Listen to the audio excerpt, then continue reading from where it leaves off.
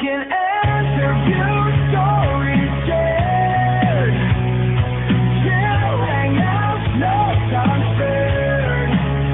From soulful whispers to a roaring sound, music unite on Hello Ground. Glick's house of music, a place to be.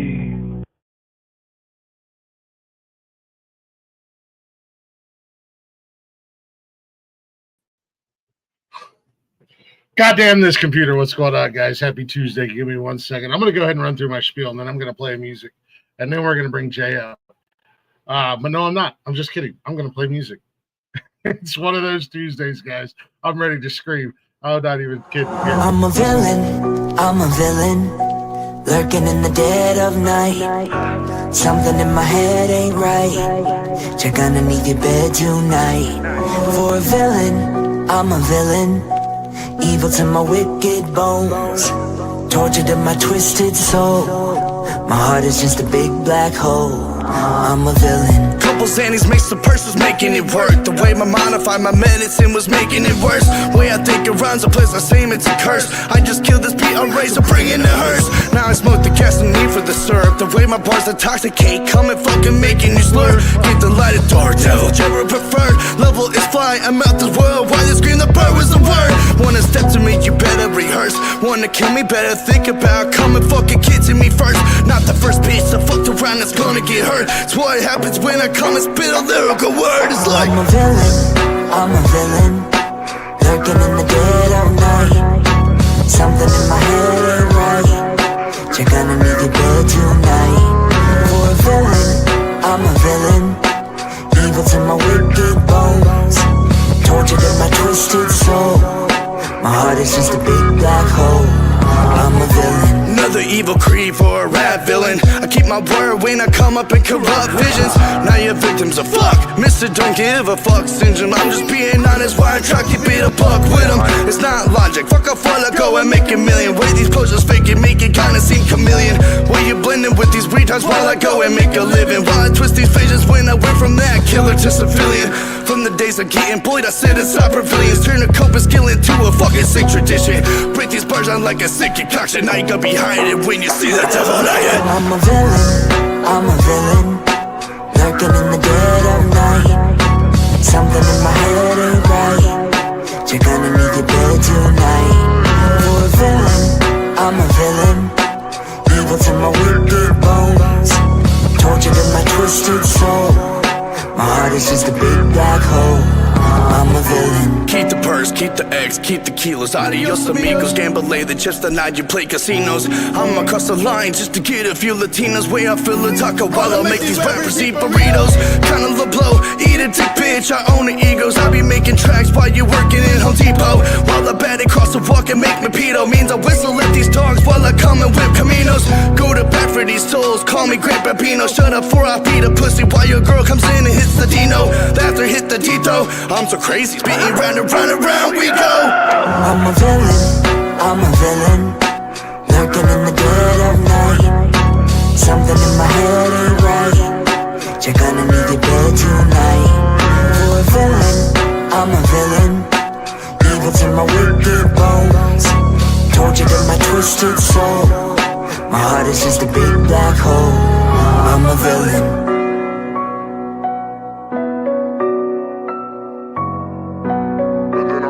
One last thing, which is, I'm a villain.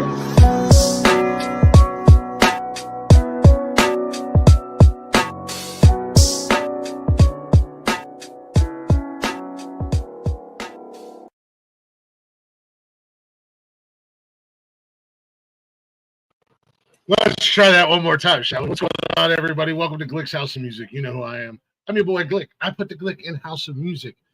If you're not already, go ahead and check us out. bio.link/nonsensical network. You know the drill. Give us a follow. Give us a like. Give us a share. Don't forget, 9 out of 10 grannies do approve. It's out there. Scientific research. We did it. We done it.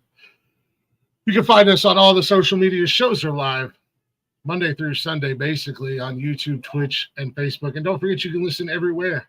Every place you listen to podcasts. I know I got some homework to do at the end of this week. I'm going to get some shows posted, so we'll be all up to date. But check us out. Give us a follow. Give us a like. And don't forget to check out the other shows here on the network. I'll get more into that later on tonight. But that jam right there, man, that's become one of my new favorite joints. I've been listening to that shit like crazy the last few weeks since my boy introduced me to this young man coming up to hang out with us. Man, I don't even know how to describe him as an artist. He's just JDevil, man. He just does what he does. And there he is. What's going on, brother? How's it going, man? Great to be here. Appreciate you stopping by. Shout out to James Luker. He did introduce us to each other a few weeks back when James was on here hanging out with me. Mutual friend.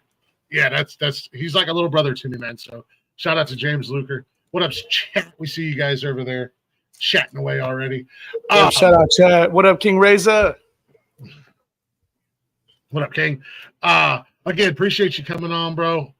Taking a little bit of time out of your schedule, out of your life. It seems like you've been a little busy lately, man. You had a show not too long ago. You're working on new music. You're doing a little bit of this. You're doing a little bit of that. And sounds like you sound like me. Always got your hands in something to keep busy. Always. That's how you don't go crazy. So I'll say this right off the rip. When James started telling me about you and then you came up, I was like, hell yeah, cool ass fucking kid, man. And I say kid because I'm old and I have no idea how old you are.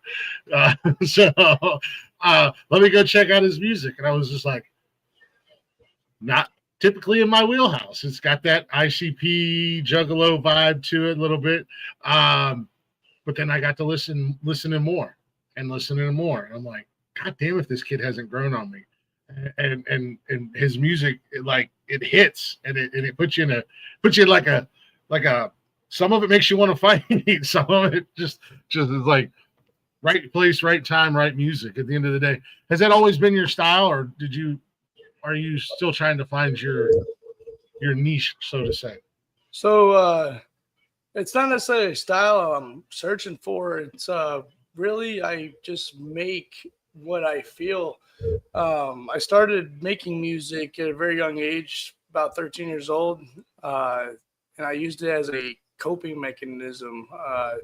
So I started making music when my twin brother committed suicide, and went to many group therapies, outpatients, inpatients, just trying to figure out how to get through everything. And when I would go through a group therapy. It was actually an art therapy when I finally realized what I was doing, but it was like painting and drawing, and I just was not into it. So I just put my earbuds in. I'm just like sitting here listening to my music.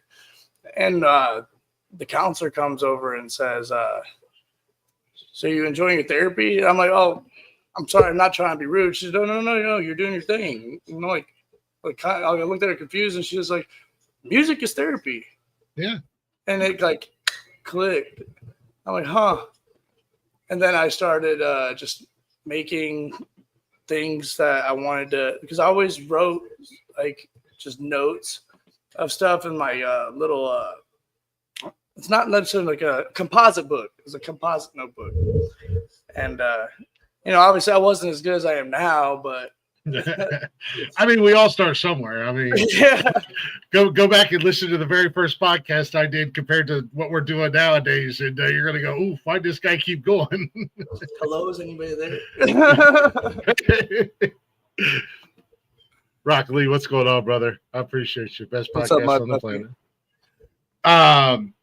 Yeah, man. No, it really is, and that's. I think a lot of people, music is their therapy. Whether you're listening to it, you're writing it, you're creating it, whatever it is, it's absolutely an outlet. Lord knows. Well, I mean, just I've been going through some personal shit, the last few weeks, and again, I'm the type of guy that I like to go for drives, and I'll tell you, my drives can end one of two ways. It is what it is. But I was listening to some of your music, had it cranked up, just hitting the back roads and letting it go, man. And that's the great thing about music, man. It fits every mood, no matter what, in almost every situation in life. Music saved my life, and I can truly say that from the bottom of my heart. I've literally turned down possible relationships because we get into an argument because they don't want. They're like, all right, we can hang out, but I don't want to talk about music. But well, I mean, what do you want me to talk about then? And then one of them even got to the point where I was like, well, music saved my life. What have you done for me? Yeah, right. What have you done for me lately? Hey, it'd be like that sometimes. It really does. No, man. What pushed you towards the style of music and the genre that were you inspired by artists that you grew up listening to or anything like that?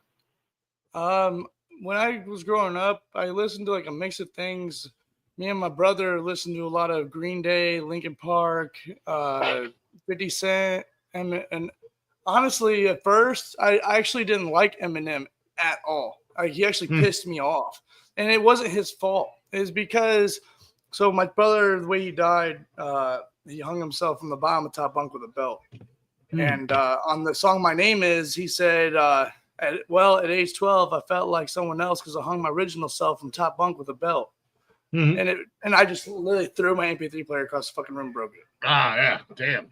But then obviously common sense, I'm like, well, he doesn't obviously know who I am. Like, yeah, it's not like he wrote it directly at you. Yeah. Right. But I was feeling some sort of way because I was just, 13, 14 years old, just not knowing how to even deal with daily life. Yeah, right. I mean, 13, 14 years old, I was still figuring out a lot, let alone trying to process, a sibling, let alone a twin, and suicide or unaliving oneself. Sorry, you two, don't yell at me.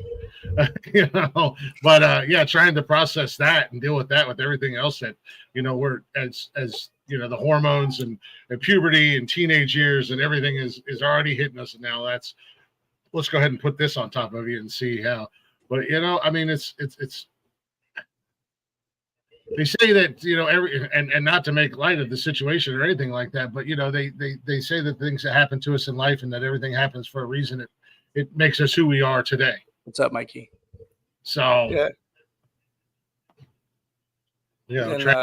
tragedy becomes triumph at the end of the day.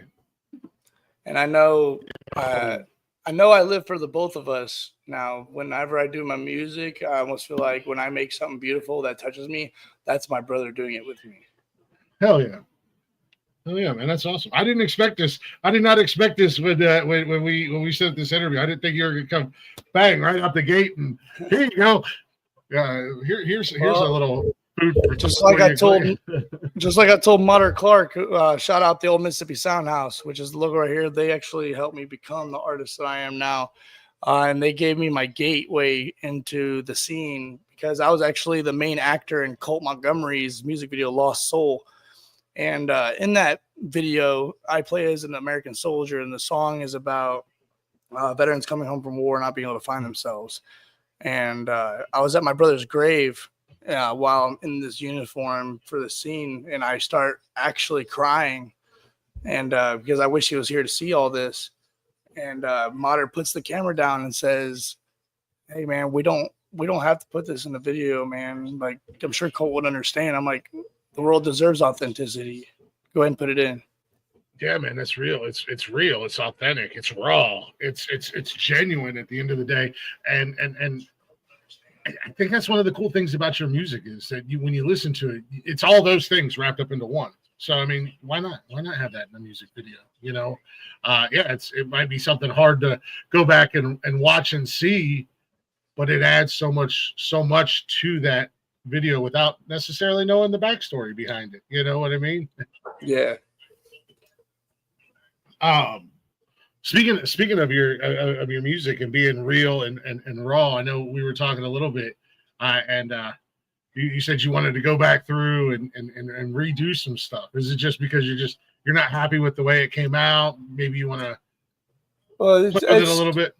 It's kind of like I didn't really know like how to project the sound I wanted to at first. I got out the best I could, but now that I know what I am now, I can show the rebirth of me and to show the improvement. Like, hey, this is how I did it, but this is how I can do it now.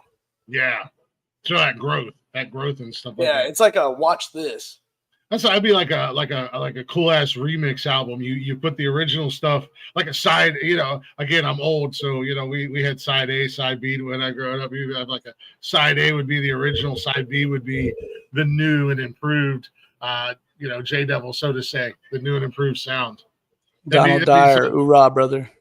That'd be a cool thing to, as a fan of music, to see that, not only to listen to, but to witness through our own ears that growth and whatnot for you. Yeah, I don't know if you could see my Facebook comments. I'm not sure, but yeah, Donald here, he's actually given me some guidance too recently, and he's actually got a lot of experience in the music scene. He's worked with Kid Rock and a bunch of other cool artists. Oh yeah. Yeah, and I feel like he's going to be a big help down this long road that I got. So, and I appreciate you a lot, Donald. We're mixing old with the new version. Hell yeah, even yeah, man. And then that's another key point that I'm learning in this, with interviewing musicians and also being in our own spectrum of the entertainment side of things here on the network. Man, surrounding yourself with the right people is so important for success at the end of the day.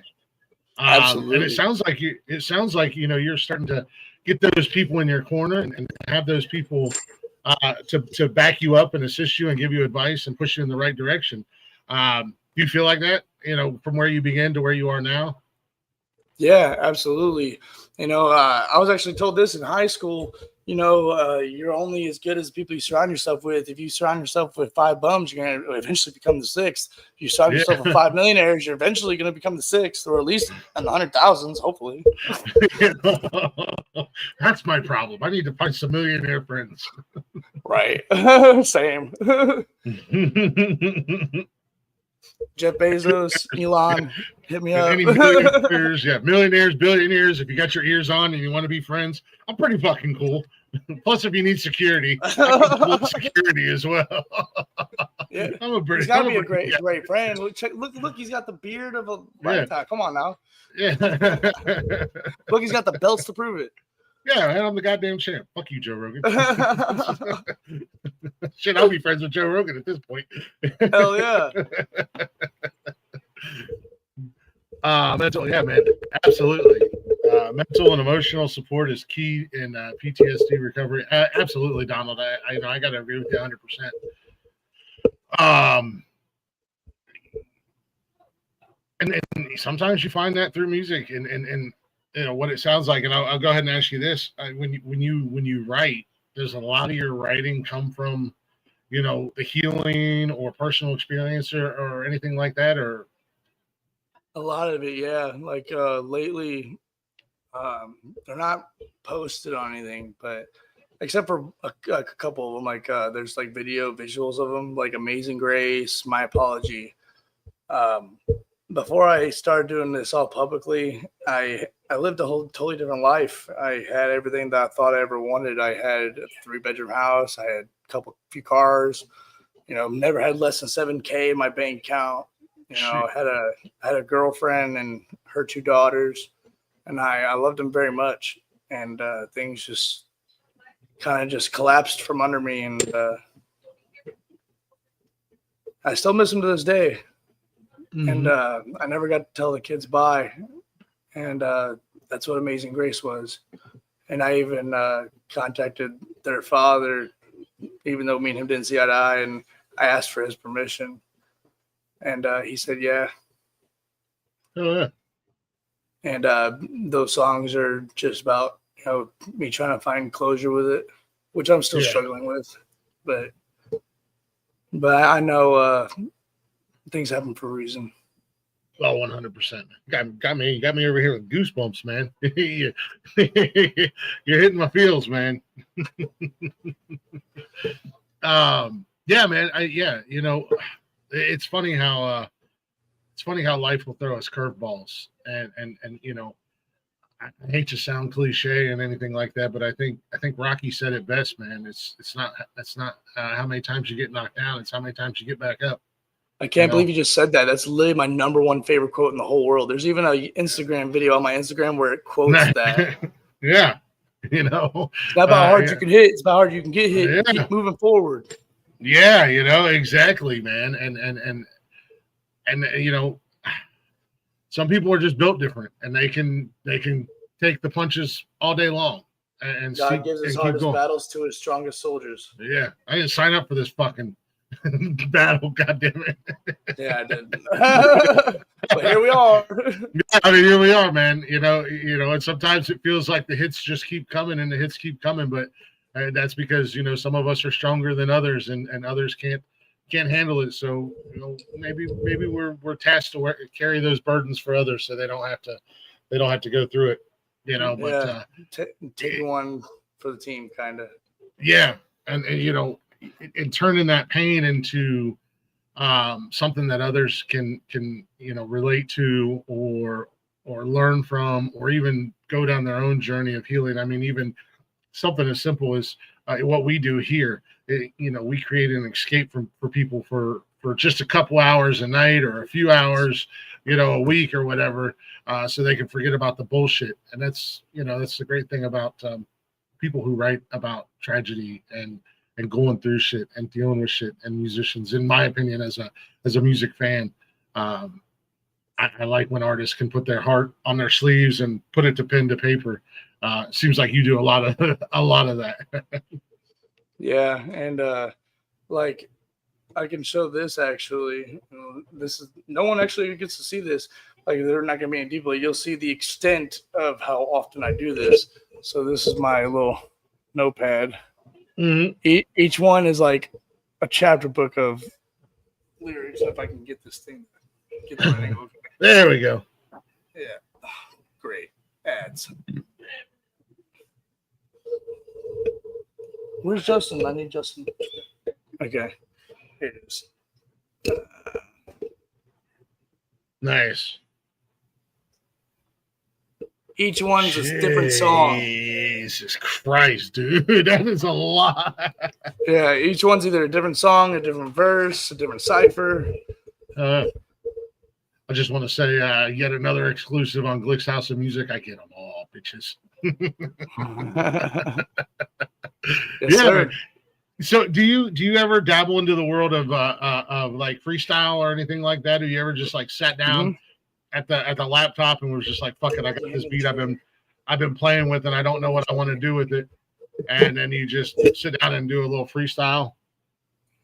Yeah, actually, I my first experience publicly was What up, I was JC? in battle rap. Oh, nice. Hell yeah. Yeah, I stopped battling though because I started it started getting unsafe. The last battle I did, like an actual like competition battle, I had a gun pulled on me. So I mean, I considered it a W. Yeah, damn, you that mad? You're gonna. That's how I took it. Yeah. Donald said, "Can you share your current video of Ghost?" Unfortunately, I cannot. Yeah, unfortunately, yeah. There's some things I can not share, some things I cannot due to contractual agreements. That's going to be coming out here before long, correct? Can you talk about when it'll be released or anything like that? Yeah, it's gonna be probably January 1st is when my project's gonna be done. But I mean, I'll release some things here and there. Shut up, JDevil. One second, I gotta grab the charger. That's it right here. Oh, it is a charger. Shut it. Yeah, we try to. I'll tiptoe around what I can and can't get out of artists sometimes. Sometimes I get way more than I should. We had when I first started doing this, one of my early on interviews, I had a kid on here. He's super famous on TikTok. Darren Ahonen. Him and his dad and his mom and his wife, they're super famous on TikTok, and he decided to get into the world of music.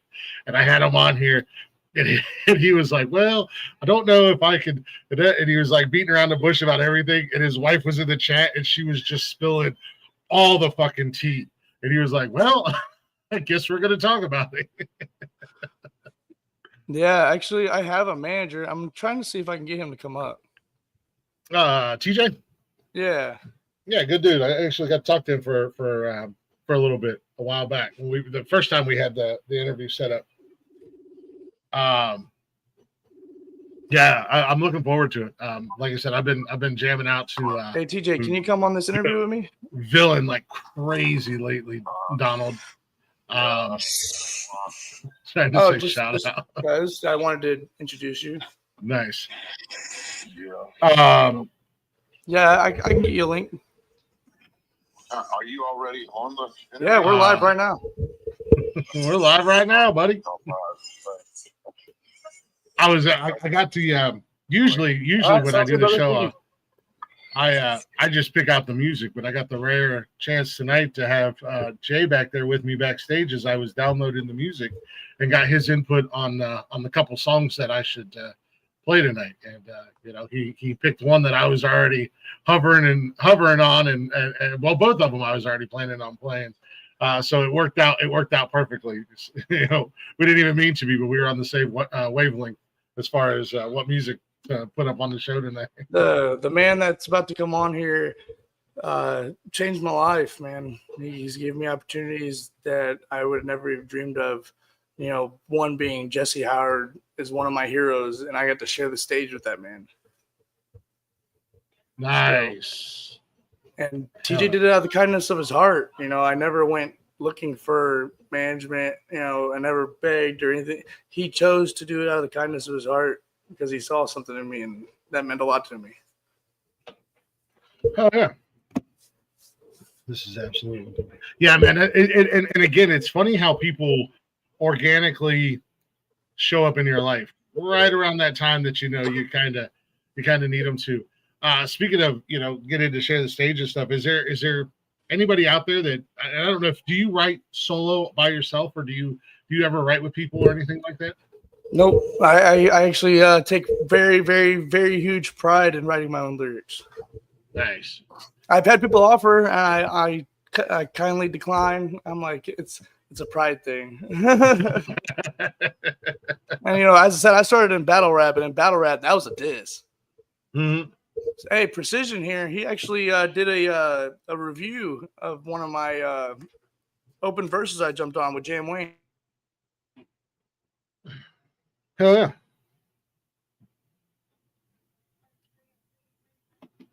Excuse me. I do know Wayne. I don't know him, but I know his music. There's another guy I've reached out to. Some people blow up fast, man. You gotta really try to get in there quick on some artists, man, because some people it's like, man. I'm talking to Zay. I was telling you about Zay. He was on last week. He's like, I've been doing this thing. I'm still grinding. I'm not giving up. But I know my day's gonna come. And then there's others. It's like they just pop onto TikTok or Instagram or something out of nowhere and just completely fucking blow up. So sometimes you gotta be quick trying to get guests. And I always tell guests, if you know anybody that you want to send this way, feel free to slide them my way. I have an open door. Everybody and anybody is welcome. We got TJ jumping in backstage. There you go. What up, TJ? What's going on, everybody? Can y'all hear me okay? Yep, gotcha. Good. I just want to jump on here real quick with y'all, meet everybody, and I'm kind of fixing that to drive home. So it's nice to put a face with a name or a face with a voice. We did get to chat on the phone for a little while a couple weeks back. Yes, sir, Mr. Glick. How you been? Doing good, man. Doing good. How you doing? I'm doing good. What y'all got going on? I was just going to mention your Jam Wayne track. What up, Precision? JC Fresh. See a lot of people in here that I know. So I got you here, TJ, and right before you came up, Jay was talking about how you just kind of organically came into play. Can I get your side? Like, how'd that work out for you with becoming Jay's manager? Were you looking for new talent or anything like that, or was it just like right place, right person, right timing, just kind of happened? Well, no, not really. I wasn't looking, actually. I've never really been interested in managing an artist, just because, you know, a lot of these artists being a promoter for so many years, I've come to know and respect, and I've built friendships and relationships with these guys and gals out here. And managing someone, I've seen it go south a lot of the times between the artist and the manager. And I see a lot of arrogance out there, if I'm being real, with a lot of Mhm. artists, you know, that want to do things their way. They don't want to listen to what you have to say. And so it takes a lot for someone that's never really just managed an artist to manage an artist, because Mhm. they don't. Sorry about that. Oh, you're good.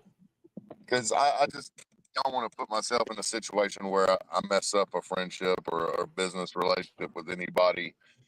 And the artists don't just represent themselves; they represent the person that's managing them, and vice versa. The manager represents their brand also.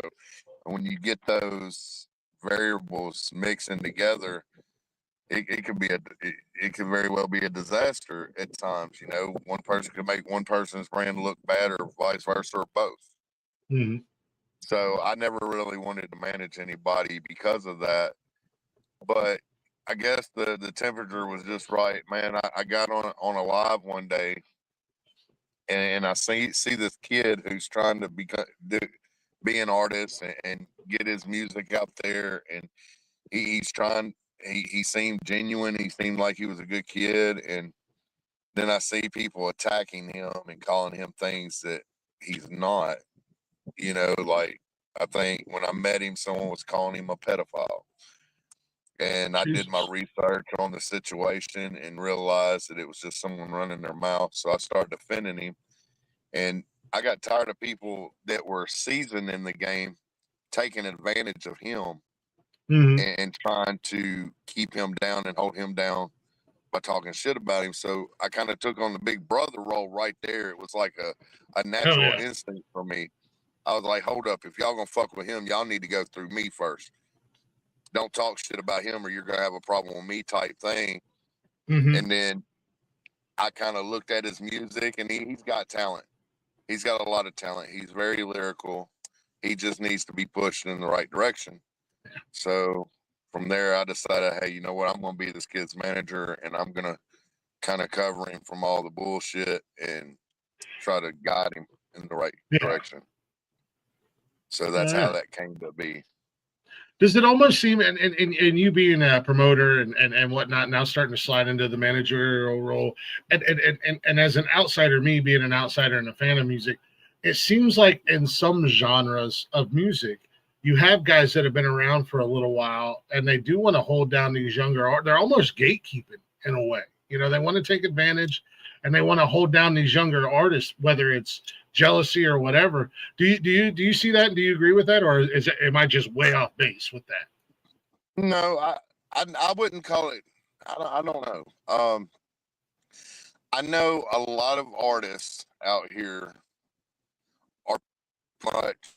I don't say they're thinking as much as they're trying to solidify their place in it. Like, at the end of the day, this genre and this business is Mhm. so oversaturated with artists that it has become a competition. Like, everybody's fighting for a spot because the spots have pretty much filled up in this thing, and is overflowing with artists of doing the same music, saying the same things, and everything else. So now it becomes a competition, because what do you have when you have multiples of things and you're trying to consolidate it down? You're Mhm. throwing the other shit away. You know what I'm Yeah. saying? You're throwing away duplicates and everything else. So that they're afraid that they're going to be that duplicate that gets thrown away. So they're kind of fighting for themselves. Is the best way I could put it, as far as the way I see it. Uh, Now there are artists out here that will take advantage of people. They think it's a get rich quick scheme, or Mhm. they think that they have to be paid right now, not pay their dues. Uh, and you know, I get it. It's all about the hustle to them, but it's so much more than that, man. And I'm trying to, like I said, it's kind of trial by fire for me. Also being a manager to him, we're kind of learning together. Yeah, no, and I've talked to other artists, and to kind of piggyback off what you said about the get rich quick schemes or get type deal. There's artists out there, and a lot of the artists that have come through the doors here on the House of Music, so to say, they do it for the love of the art. They're like they obviously the ultimate goal is success, whether one way or another, but their main focus is what they do, the music they make.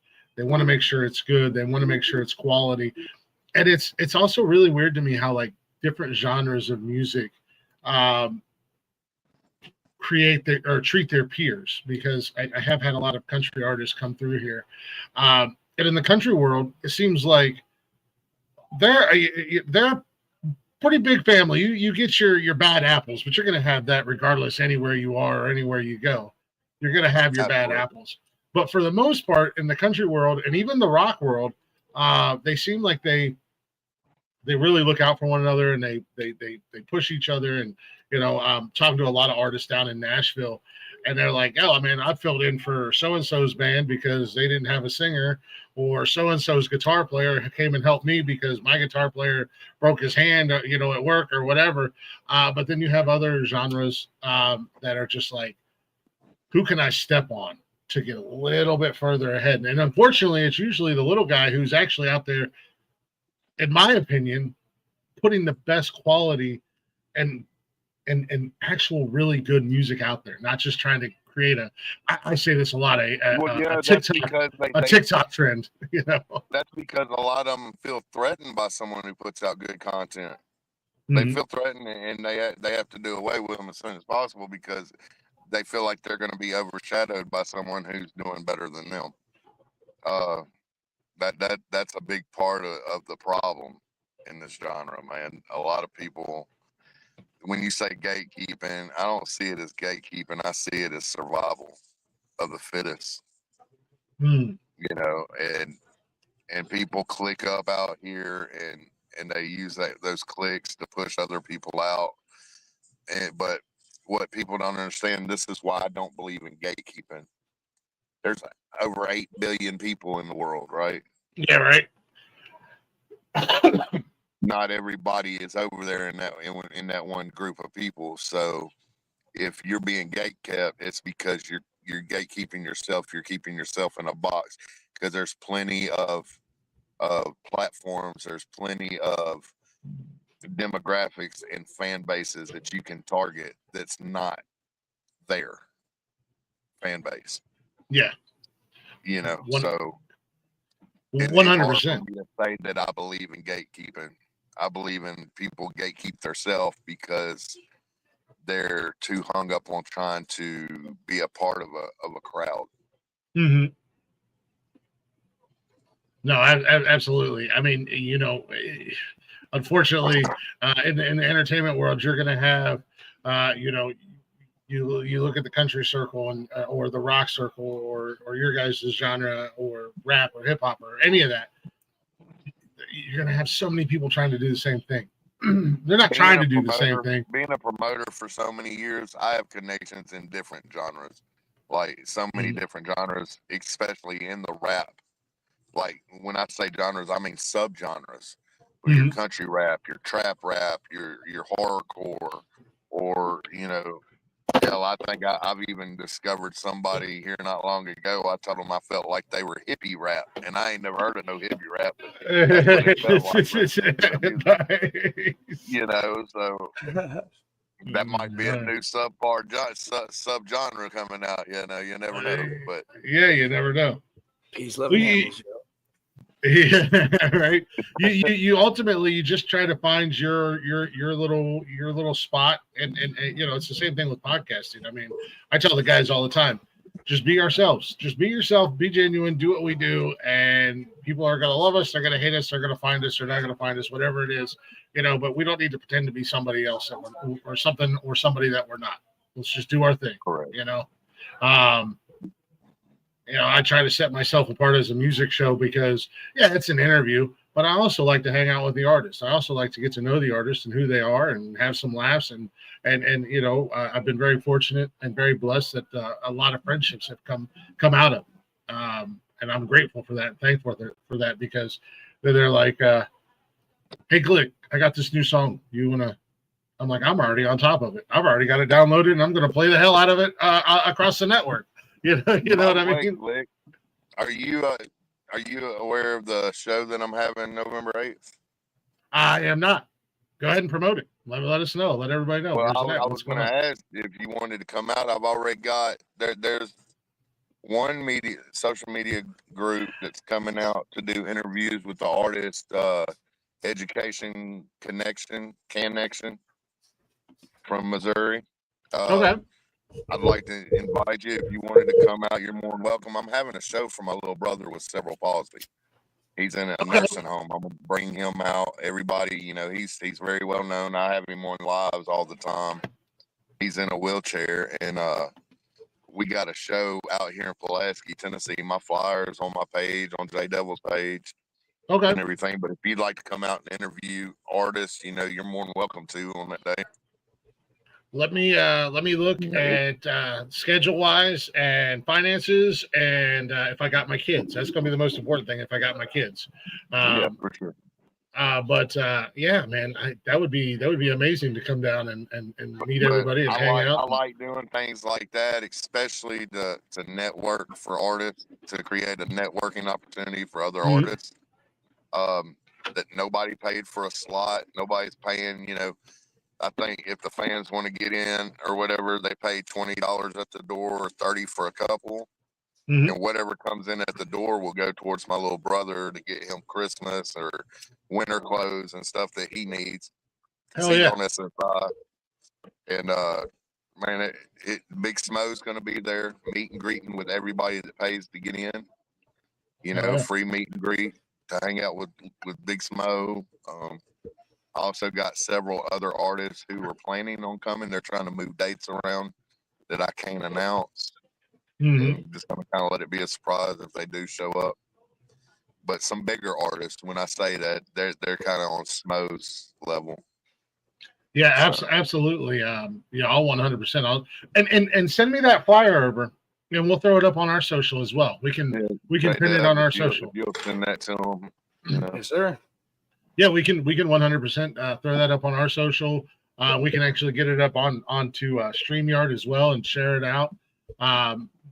Just blow it up onto the screen during our shows and shout it out. Absolutely. And like I said, I'll check all my things. And I thank you for the invite. I would love to come down and do some pre-recorded interviews or hangouts or whatever. Blazing Blasphemer said, "What subgenre would you consider yourself if you were to put a label on it?" If you're talking about JDevil, I would probably say JDevil is more horrorcore type genre. Me, I don't have a genre. I'm not an artist. I've done some songs with some of the country rappers. I've done a song with Mark Kotick. Just as a hobby. I'm not an artist. I'm not putting nothing into myself. Like everything I do is usually into everybody else, all the artists, and creating opportunities for them and helping them grow as artists. So that's my job in this business. It's been my job for years, and I love doing it, and that's what I'm doing. It's not about me whenever I'm in this business and I conduct my business with people. It's never for myself. It's always for the artists and for the fans, the community. So. Oh yeah.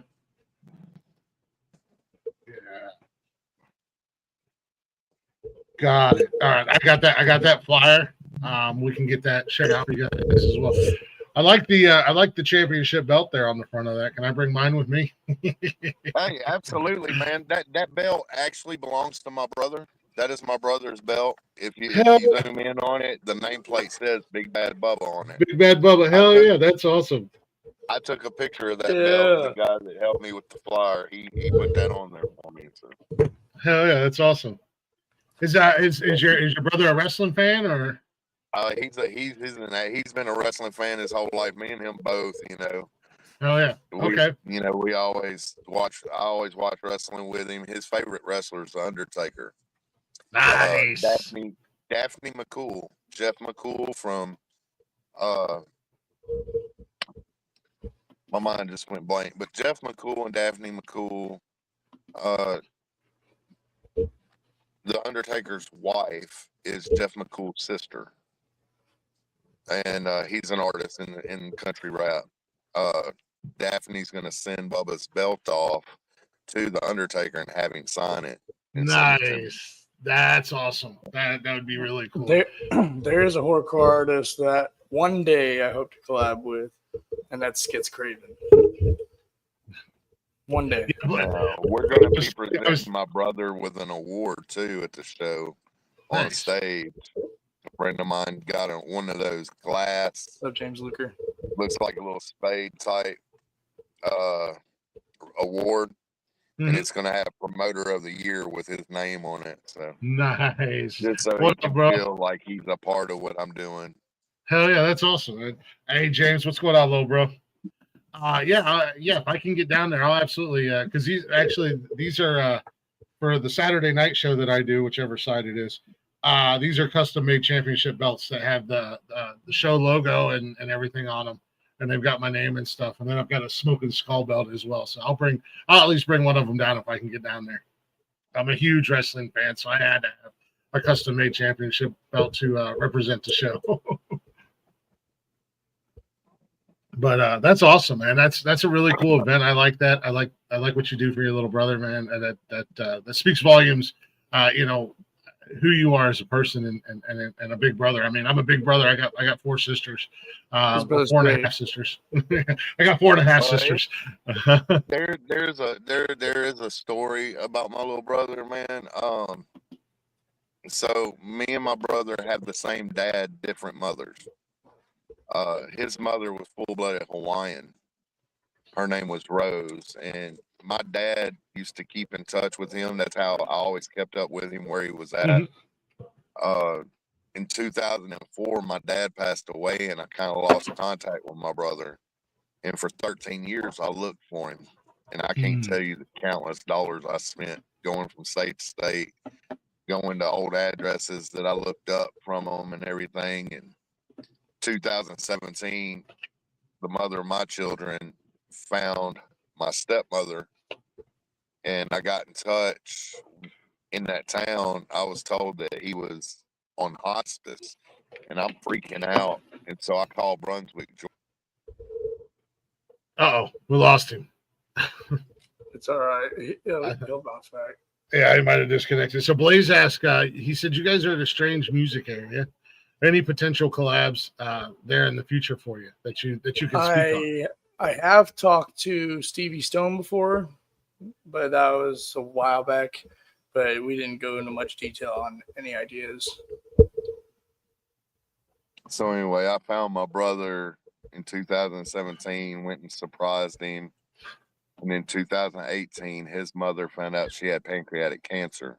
And we filed for guardianship for me so I could get guardianship of him so he wouldn't become a ward of the state in the event that she passed away.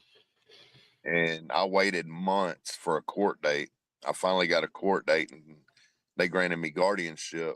And 3 days later, she passed away.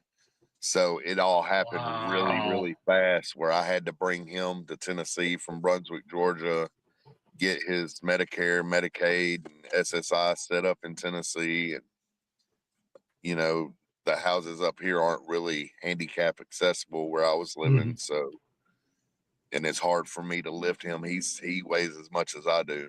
Oh, wow. So he's at the nursing home, but I go get him from time to time and take him riding on back roads, listening to music, or I'll get him out like I'm doing this show for him. I'm going to get him out of there for the evening and give him a good evening. Hell yeah, man. That's awesome. TJ, you seem like a good guy, says my boy Robert Platinum. And I try to be. And yes, Robert Platinum, I've absolutely knocked people out for my sisters before. I've done worse than knock people out for my sisters. Yeah. So everybody always asked me why I was always hot headed and why I always fight and resort to fighting a lot. I grew up fighting. My little sister had AML leukemia. She passed away in St. Jude. So when she was on her chemo and she was bald and people would stare at her or talk about her, or they make fun of my little brother and call him retarded and all that stuff, I was always fighting as a kid, man. Growing up, that's all I did was fight. Like that that is the one thing about me. Like, it was never a malicious thing. It was always in defense, but I got damn good at it. There was That is on my team. Back then, growing up, there was a lot of motherfuckers. It wasn't like today where people are like, "That's politically incorrect. You can't say that word." And no, they were fucking harsh with that shit, and they would really talk shit about people like my brother or my sister. And I was always into some bullshit. I was always in trouble. Yeah, no, I'd say that's, I had 4 sisters growing up, and that's just an automatic role as a big brother. And I know we had some special kids that went to our school, and I was always just in general an anti-bully. I mean, I got bullied when I was younger, just because of where I lived and what I look like. And I learned one day that I'm the biggest guy in the schoolyard, so I can crack some heads. And then when I moved in with my old man, and we had some kids with special needs and even some friends of mine that were bullied, and I'm just like, nah, this isn't how we do things around here. Not as long as I'm wandering around like a big Sasquatch, just lumbering around.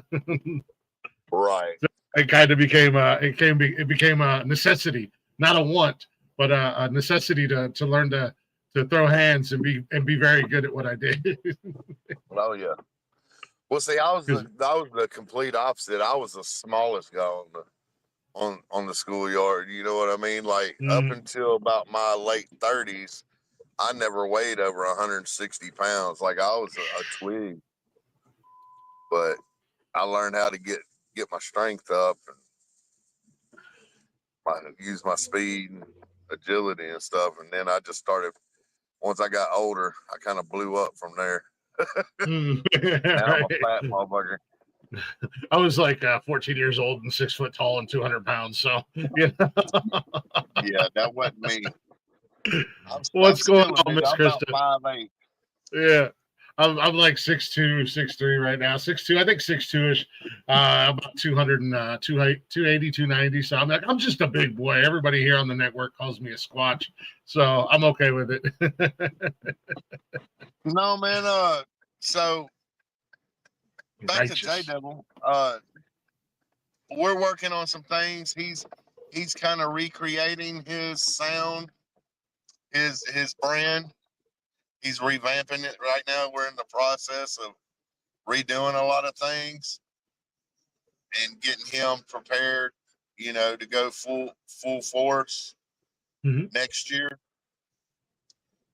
And I think that's the best. If he'll ever listen to me when I tell him what not to do, and his hard-headed ass keeps wanting to do it. I tell him all kind of things, and he just don't want to listen. He thinks he knows better.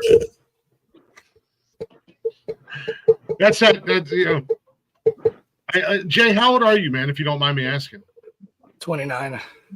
Yeah, that's that young man. Yeah, I remember being in my late teens, 20s, and I knew everything, and I could take on the world. Well, I was 20 years old when he was born. Yeah. Nobody tell me nothing. Nah, I ain't listening to it. Nah, man. But I think Jay, Jay has spoke very highly of you. He respects you. He respects what you bring to the table, and I think just from talking to you and talking to Jay a little bit behind the scenes, and even the little bit that we've talked tonight, he's eager. And Jay, you can tell me if I'm wrong, but you seem like you're eager and you're ready to turn the page and take on this next chapter and be better as an artist and grow and learn. I'm always hungry. Yeah, he's got to learn that eager is good, over eager is bad. and there's a very fine line between that. You know, you don't want to jump into something too quick, and he's got to learn his patience. Patience is key when you're trying to build your brand and you're trying to do it the right way. Patience is the virtue, Jay, and I'm still trying to learn that. I'm a very patient man. Sometimes, like other times, I can tell him, okay, JDevil, so we're not going to do anything for the rest of it. And this is an actual conversation we've had.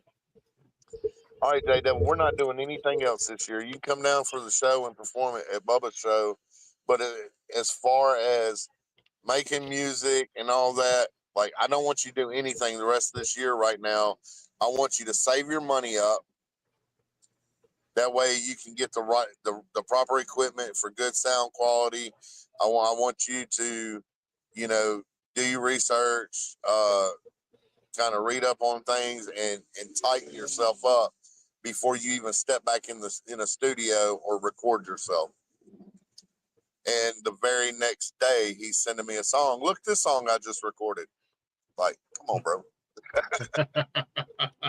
Like, he has done that, but I love it. I love he's wanting to take initiative and do things, and I respect that. You know what I'm saying? Mm-hmm. And he's just got to trust in himself and trust in me if that partnership's going to work. You know. Yeah, he's got to Jay, and I can tell just from talking to you, you're very passionate, and you showed me, you showed me your notebook and your notes and stuff like that. You know, you got your brain is constantly. We were talking a little bit back behind the scenes, and you know, you were like, dude, look, you're pretty creative, and my brain's the same way. I'm always, what can I do better? What can I do next? You know, it's just, you know, I got my notebook, an actual notebook, because I'm old, that I jot down notes all the time, you know. And like I said, I tease Blaze all the time. If I die before him, it's his job to burn this notebook, because there's nothing bad in it, but it's going to make me look like a goddamn crazy person. Y'all probably see blue light flashing in my face right now. Oh, you're good. Making music keeps me out of the dark place. I was on my way home and I fucked up and went down the wrong road where they're having a fair, so I'm kind of stuck in traffic right this second. Yeah. Jay, I feel that, man. Listening to music keeps me out of dark places. Doing this keeps me out of dark places, to be honest with you. Doing this is my happy place. This is kind of where I can come and I can do what I love, and I feel that, man. I really do. Like, you know, keeping you away from them bad thoughts and them bad feelings at the end of the day. Yeah, we've been wrestling with them for many years, man. I got them under somewhat control, but every once in a while they get a little extra feisty. So I feel that, man. I really do. What, as far as you know, getting on stage and performing, what is your stage presence like? Are you a performer? Are you more of a, I'm just going to get up here and sing my songs and Robert Platinum? I'd say I'm definitely JDevil. How's that going for you? What do you do on that? Like, I'd be interested in hearing your answer on that one. Honestly, it is kind of a difficult question for me, because I don't look at it as me putting on an act or performing. It's like me like putting a point across in a way. But I do struggle like making eye contact, interacting still, because when I'm on stage, like it's almost like I don't see the people almost. Got to go into your own zone. You're in your own world. Yeah. So that's part of what we're working on. The shows that I had him on, and he has come a long way in like 4 shows. I've gotten him, I think, 4 or 5 shows since I've been with him, and from the very first show, I started preaching stage presence, because he kind of backs away from the crowd. And he's made actually some good strides towards that. He did the Outlaw Nation show in Cookville and did really good. Yeah, I said I drove 6 hours. Let me hear some noise, Cookville. But I told him, Right. I told him if he wants to capture a crowd, he's going to have to be in their face. And an artist that I can use for a good example would be Richie Valor. Richie Valor, when he performs, if they're not up at that stage, he jumps off the stage. So we were in Ohio, Oxford, Ohio, outside. Mm-hmm. People are sitting at picnic tables and they're not standing at the stage. So Richie Valor jumps off stage and he jumps on the fucking picnic tables with the people sitting at it. And he's right there at them, and with his performance. And I said, you've got to capture the crowd. You've got to connect with them, whether it's to make eye contact or something. You have to make them want to hear what you have to say, or it's going to go in one ear and out the other, and it's going to be kind of a blah performance. You know what I mean? Mm-hmm. Well, I mean, if you look back in music history, some of the greats, David Lee Roth, Dee Snider of Twisted Sister, Kiss. I don't even like Kiss, but Jesus Christ, if you go to a Kiss show, you're locked from Jump Street because it is a theatrical performance. Stevie Nicks or Cher, any of these artists. And some people aren't meant for stage presence, and that's fine. That doesn't mean you can't be an artist. So there's artists out here that feel more comfortable behind the scenes, just on their tracks, with no live performance. Mm-hmm. You get a fan base. This is with that. But if you're live, that's personal. And when people go to a show, there's a personal connection. That's why they pay to go to a live show. Already with their lyrics over radio, how they want to connect with you personally, face to face. If you don't have that same energy, it's going to show every time with no stage presence. You know what I mean? No, 100%. And that's something that I've talked to artists about on here, and it's kind of where I was going down that road is, one of the things about going to a live show is that live energy. Service. I will, if y'all are still on here when I get. Okay, you're good, man. Still on here when I get home, I'll jump back on here. Yeah, you're good, man. Jump off here and drive real quick. I'm fixing to go through some bad spots. But thanks for having me on in case I don't make it back in the chat. Y'all go follow JDevil on his platforms and show him some love. Thanks, TJ. Love you, brothers. Yeah, Linktree/official_JDevil. Got all the good stuff there for you guys. No, Jay, that's why I was asking that question because, when it's one thing to hear the music, whether you're listening on Spotify or YouTube or wherever you listen to your music at, but when you go see the artist, and I use this example all the time. Way back in the day, I think it was Family Values Tour. First time I ever seen Stained. I love Stained, man. Oh, that's a great band. Deal with it if you don't like Stained, and judge me if you will, but I love Stained. First time I went and seen him, man, the entire time Aaron Lewis was like this, and he was singing all of his songs, and he didn't really do anything. And it was just like, wow, that's kind of a fucking letdown, And it wasn't that I stopped liking him or anything. It was just like, God, what a huge letdown, And then about 5 years or so back, I was at Louder Than Life out in Kentucky, and they were there, and I was just like, oh, great, Stained again. And it was like complete 180, man. Aaron Lewis was running around the stage, but you also got to dive into a little bit of his world when he did his country album, and you realized that he was miserable back then because the record labels and his management made him do things and be a certain person that he wasn't. So he was mentally, he was fucked.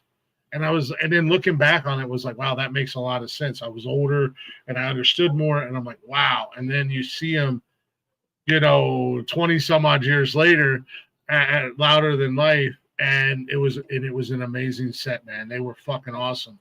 So when you go see an artist live, you want to have that experience. Like, you want to be drawn to them as with their stage presence. And that's why I ask, because that's one of the cool things about new artists and why I love this show is because sometimes I'm kind of here around the beginning when you guys are just starting, and I get to watch, and my audience, our audience, hopefully becomes your audience, becomes your fans, and they get to take this journey with you. So, like TJ was saying, 3-4 shows ago, we got to see one version of Jay, but next year we're going to see a totally different one because you're going to probably be more. And is that what it is? Like, are you not quite comfortable on stage? Are you not quite comfortable in front of an audience yet? Or it's like I had no problem getting in front of 10,000 to 5 people to 10,000 people. It's just like it's the connection. It's just hard to hold on to as far as like the presence part, because I'm so focused on the emotion in the music. And that's one advantage I do have, though, is I was signed to a record label at one point. I was signed to Icon Records, and it is a totally different world, and it's not what I thought either. Like we actually had label meetings where we would go out to a park or a gym, and we would do cardio, and that would prepare us for performing. So we wouldn't get winded. We do stair drills and stuff like that, and then we'd have due dates for everybody. Like literally, I had my screensaver on my phone was literally a calendar for the whole month, and each day had a plan for it. Oh wow! Like that's how it was, and we'd have Zoom calls like once a week. Like it's literally a job at a label. Yeah, it sounds like it. Like Jesus Christ, man! I just want to make music and sing. Yeah, that's what I thought it was gonna be. Don't you have people that can do all this other bullshit for me? Yeah, and I was supposed to be on a nationwide tour called the Icon Promo Tour, but I decided not to take it that far because I just seen immediately the investment was wrong. Yeah, have you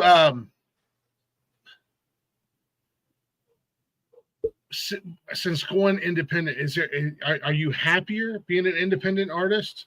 Absolutely. Being an indie artist as opposed to I hear that all the time, man. It seems like that's where it is. More freedom. Yeah, right.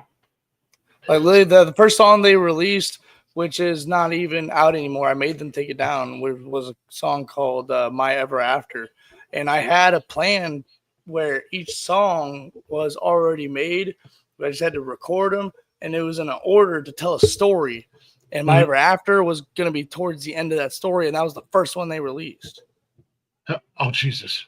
Totally did the opposite of what I said. Yeah. There was a method to your madness, and they're just like, fuck it, we're doing it this way. Yeah, and I'm like, no. I said, take it down, or I'll trash talk the song. Oh, Jesus.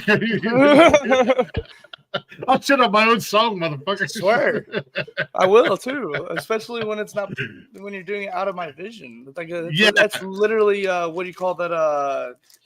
Exploiting. Mm-hmm. Yeah, my art is to save lives, to prevent what happened to my brother for someone else. It's not for your gain, and that's how I looked at it. Yeah, no, that's the thing. I mean, and this is your art.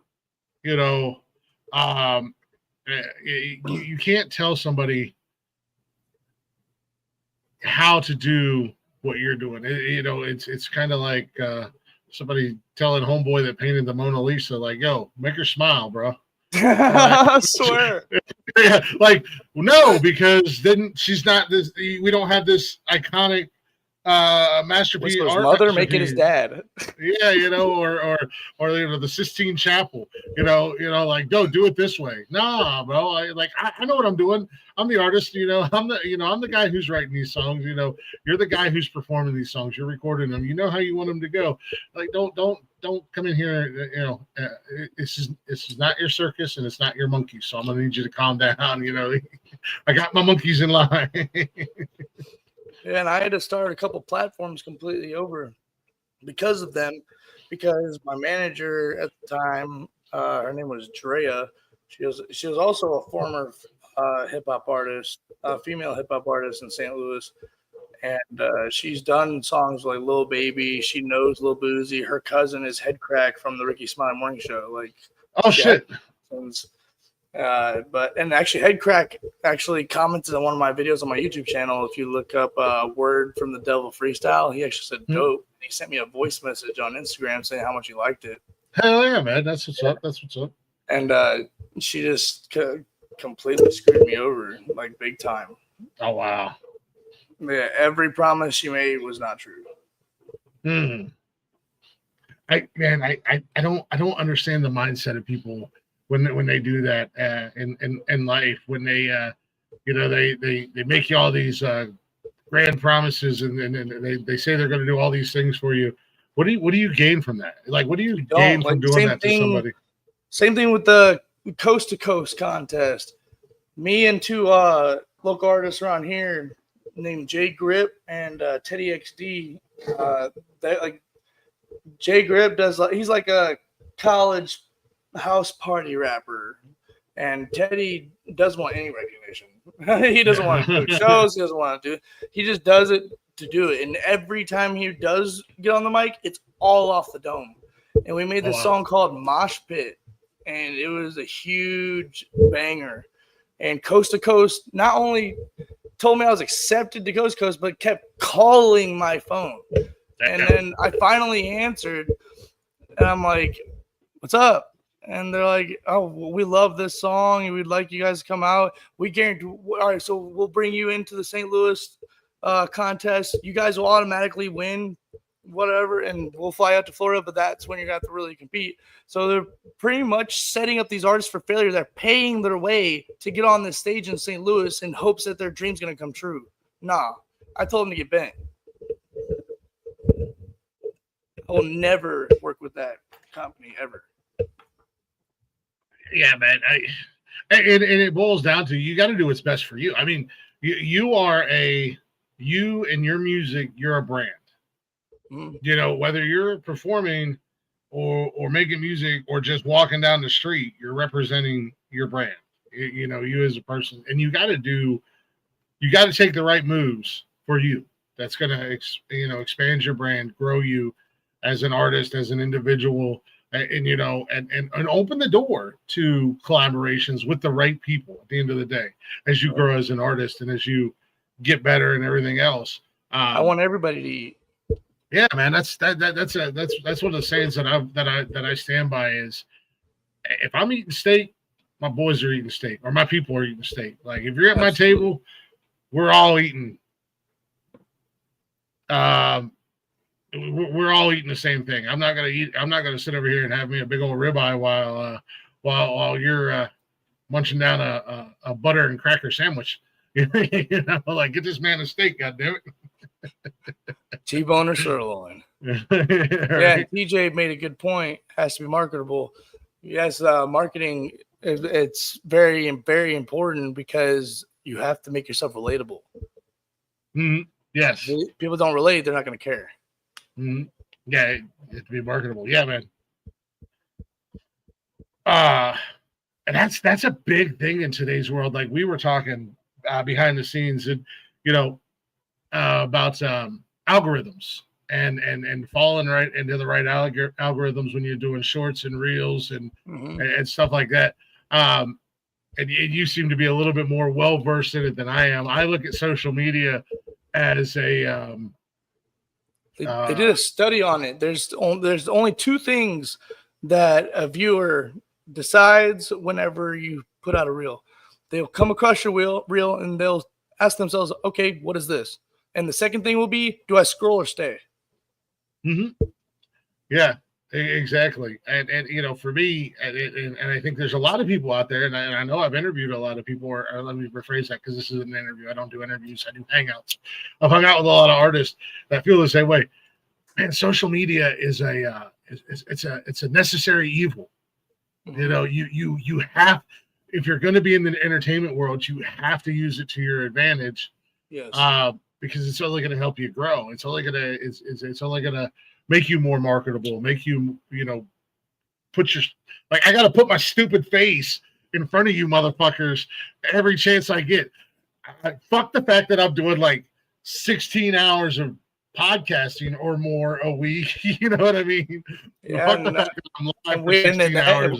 music is easy for us now. Like imagine back in the day when they didn't have social media, like Elvis Presley, the Beatles, like Styx, Rolling Stones, all Rolling Stones. They had RCA records, they had CDs, vinyls, and they had the radio. Like that was what they had. So they had to be that good. They had to work twice as hard as we do now. Yeah, no doubt. It's easy, and that's what I was saying about some artists. They just want that next viral trend, that next viral song. What can I do? But at the end of the day, there's no substance. Nobody's. Yeah, you've gone viral on TikTok or Instagram or Facebook, but then when they go to your music, there's no substance there. And it's so. I hate that we live in the world where bots are a thing. I hate bots so much. Oh my god, dude! Every other fucking account is a goddamn bot, and they're getting better. Like they're getting better and better every day. To really kind of, you gotta really be able to sniff them out. Otherwise, that's why I had to start over 2 social media accounts, is because the record label bought bots to follow one of my old accounts and ruin my monetization possibilities. So I had to completely start over. But you gotta do what you gotta do, and I want to be organic at all times. Well, yeah, and that's the other thing, man. These artists, or like you said, a label who buys bots should make, but you're not doing anything because they look, your numbers look good, but there's no engagement there. There's no exactly. You're not getting comments, you're not getting likes, you're really not getting views at the end of the day because there's thanks dude, appreciate it. There's again no substance. There's no substance, and we've had people. I've had people go, "Oh, Glick, you guys aren't really got a lot of followers or this, that, or the other thing." Oh, I understand that, but they're 100% organic and they're 100% real.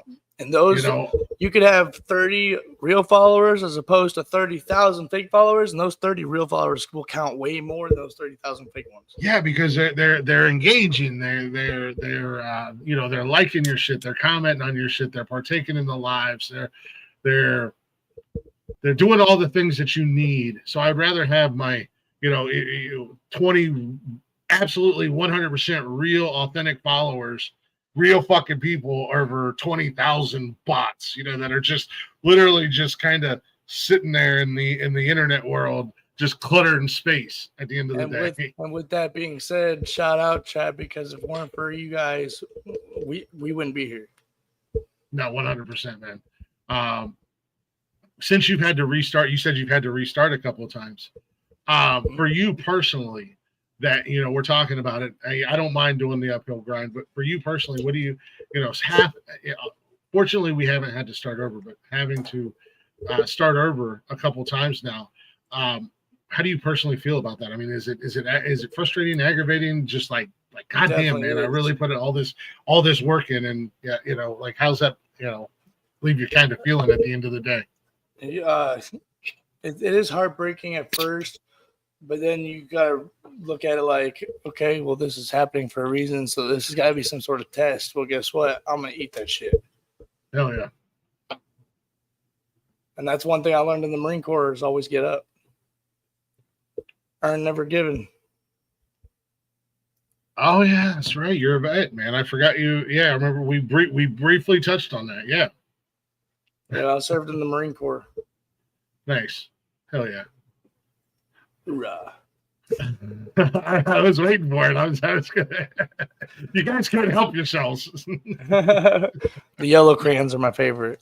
Okay, fair enough. We got our boy Sarge Modog. He's a fellow Marine. He shares his favorite are purple, and he shares his purple crowns with me all the time. And I've become a fan of the purple crowns. Yeah, Barney, Grimace, all of the celebs. Yeah, man. Yeah, that's what's up. You gotta, with, like you said, you were welcome back, TJ. You were in the Marine Corps, being an artist and whatnot. How much of that background and being in the military do you bring to this new venture in life that you're doing? Honestly, the strength to keep going forward and not give up on my craft comes from the Marine Corps, because you can only go so low until the only way you can go is up. Oh yeah, He displays his Marine Corps values every day in that business by having integrity, doing the right thing when nobody else is looking, type thing. Y'all were talking about how he feels about having to start over, and what he didn't say that I know he knows, because we've had this discussion, is just he's not really starting over. So, we were talking about the record label starting over. Well, no, I'm talking about like every time you have to delete your catalog or start all over and make new. You're even with the record label, after the life after the record label is not starting over, because in essence, in the big picture of that would be, you've learned from it and you've grown. So True. you never really stop and have to start over. You're still moving forward. You're just growing in that process, and it's all a process, right? Like everything you've done, you don't erase that. It's not like it you can't say it never happened, because it did. True. You have a catalog that was nothing but that was nothing but YouTube beats. Those songs still happened, even though you delete that catalog and you delete them beats, and you go and you buy you some beats and do the songs appropriately to where you're actually making money off of those beats. Those YouTube beat songs, they happen, and you learn from it. That's what I love, TJ. You're not starting over. You're learning. Ooh, fucking no, 100%. If you're married to a woman and that marriage fails, and you get a divorce and you go through life and you meet another woman, you're not starting over. You learn what not to do in a marriage and what to do in a marriage for your next marriage. It's called growth. It's called learning and growth, period. Some people, it takes 4, 5, 6, 7 marriages to learn that. Yes, absolutely. But and it may take 4 or 5 different albums of you recording and deleting it. And, if you want to get the perfect song, sometimes that one song you record and delete and record and delete and record and delete and mix and master 6, 7 different times before you get the sound that you want. The song Murder I recorded 16 times. So, damn. Are you going to say you started over every single time? No. You're just bettering the situation you're already in. You're bettering your craft. Your craft has been started. You've been in your craft. So to start over, I wouldn't call it that. Like shedding skin, almost like a. Absolutely, yeah, a rebirth, or rising from the ashes like the phoenix.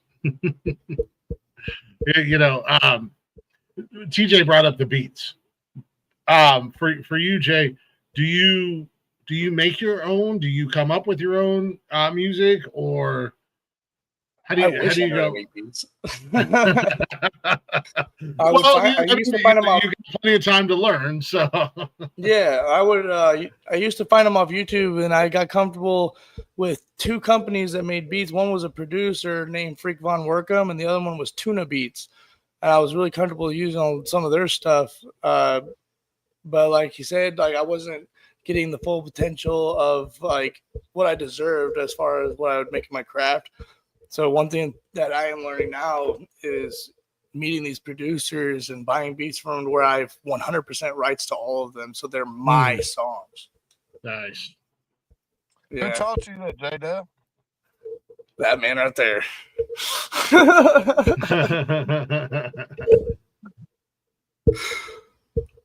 Yeah, you know, we've in the short time we've been together, as far as manager and client, we've had people try to hate on the situation and try to come between and say negative things. And man, all in all, and JDevil can tell you, I want what's best for him. It's not about me. I don't make it about me. I'm not trying to make it about me. It's about him. It's about molding him into a professional. Mm-hmm. Yes, please. Hit that like button. Smash that subscribe. Asshole. I'm his biggest critic at the moment because I can be an asshole to him, and I tell him how it is. He sends me a song, and I tell him, "Dude, that's fucking trash. Don't ever do that again. What is wrong with you?" Like, I'm harsh on him at times. But hey, you know, I love that though. You gotta have people in your corner that's going to be 100% honest with you. I shout out my guy, you know, Blaze, all the time. Like Blaze and I have a relationship, a friendship that came out of nowhere. We became very close very fast. And one thing about the two of us is we are always 100% brutally honest with each other. No matter, you know, you don't want to hear what I'm about to say, but I'm going to say it anyways because you know I'm right and you know you need to hear it. And we do. Blaze and I, we've bounced a lot of, you know, one of us will get an idea, sounds great in our head. Sometimes once we put it out there in the atmosphere, and it's like, you know, maybe not. Or it's like, yeah, man, absolutely. Let's run with it. And, you know, sometimes we're wrong. Sometimes we're right. And, you know, best thing to do is to, hey, live and learn at the end of the day. But it's good to have that person that's, you know, yeah, you're going to go, God, why are you being a fucking dick? Why are you busting my balls right now? But if you sit down and think about it, or you give it a day or two to soak in, you're going to go, yeah, you know what? He's right. He's right. But and if you told me everything was failure when it wasn't, he'd just be setting me up for failure. Yeah, so exactly. Yeah. But I'll tell you what, man, I don't know for you if it's the same way, Jay. I am my own worst critic. I am my own worst enemy. I had to stop listening back to replays of shows. I used to listen to every show. It's not that I don't like them. I love the sound of my own voice, obviously. That's why I do podcasting. But no, but I would listen to the replays, and then I would sit there and I would catch every little mistake or every little thing. And then I would come back to do a show, and all that shit was in my head, and I couldn't focus.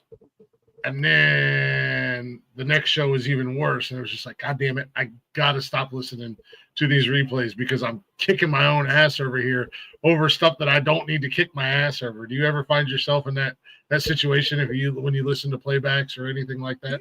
Yeah, and sometimes it'll almost be the opposite, like because like it'll not be from like overconfidence, but it'll be from ignorance of knowledge. Like I'll think, okay, I got this, but I'm missing X, Y, and Z. But I thought I had the whole puzzle when the whole other side of it was over there. Yeah. Oh, no, you can be downright arrogant as fuck at times, and we told you that. So don't I know. tell that damn lie.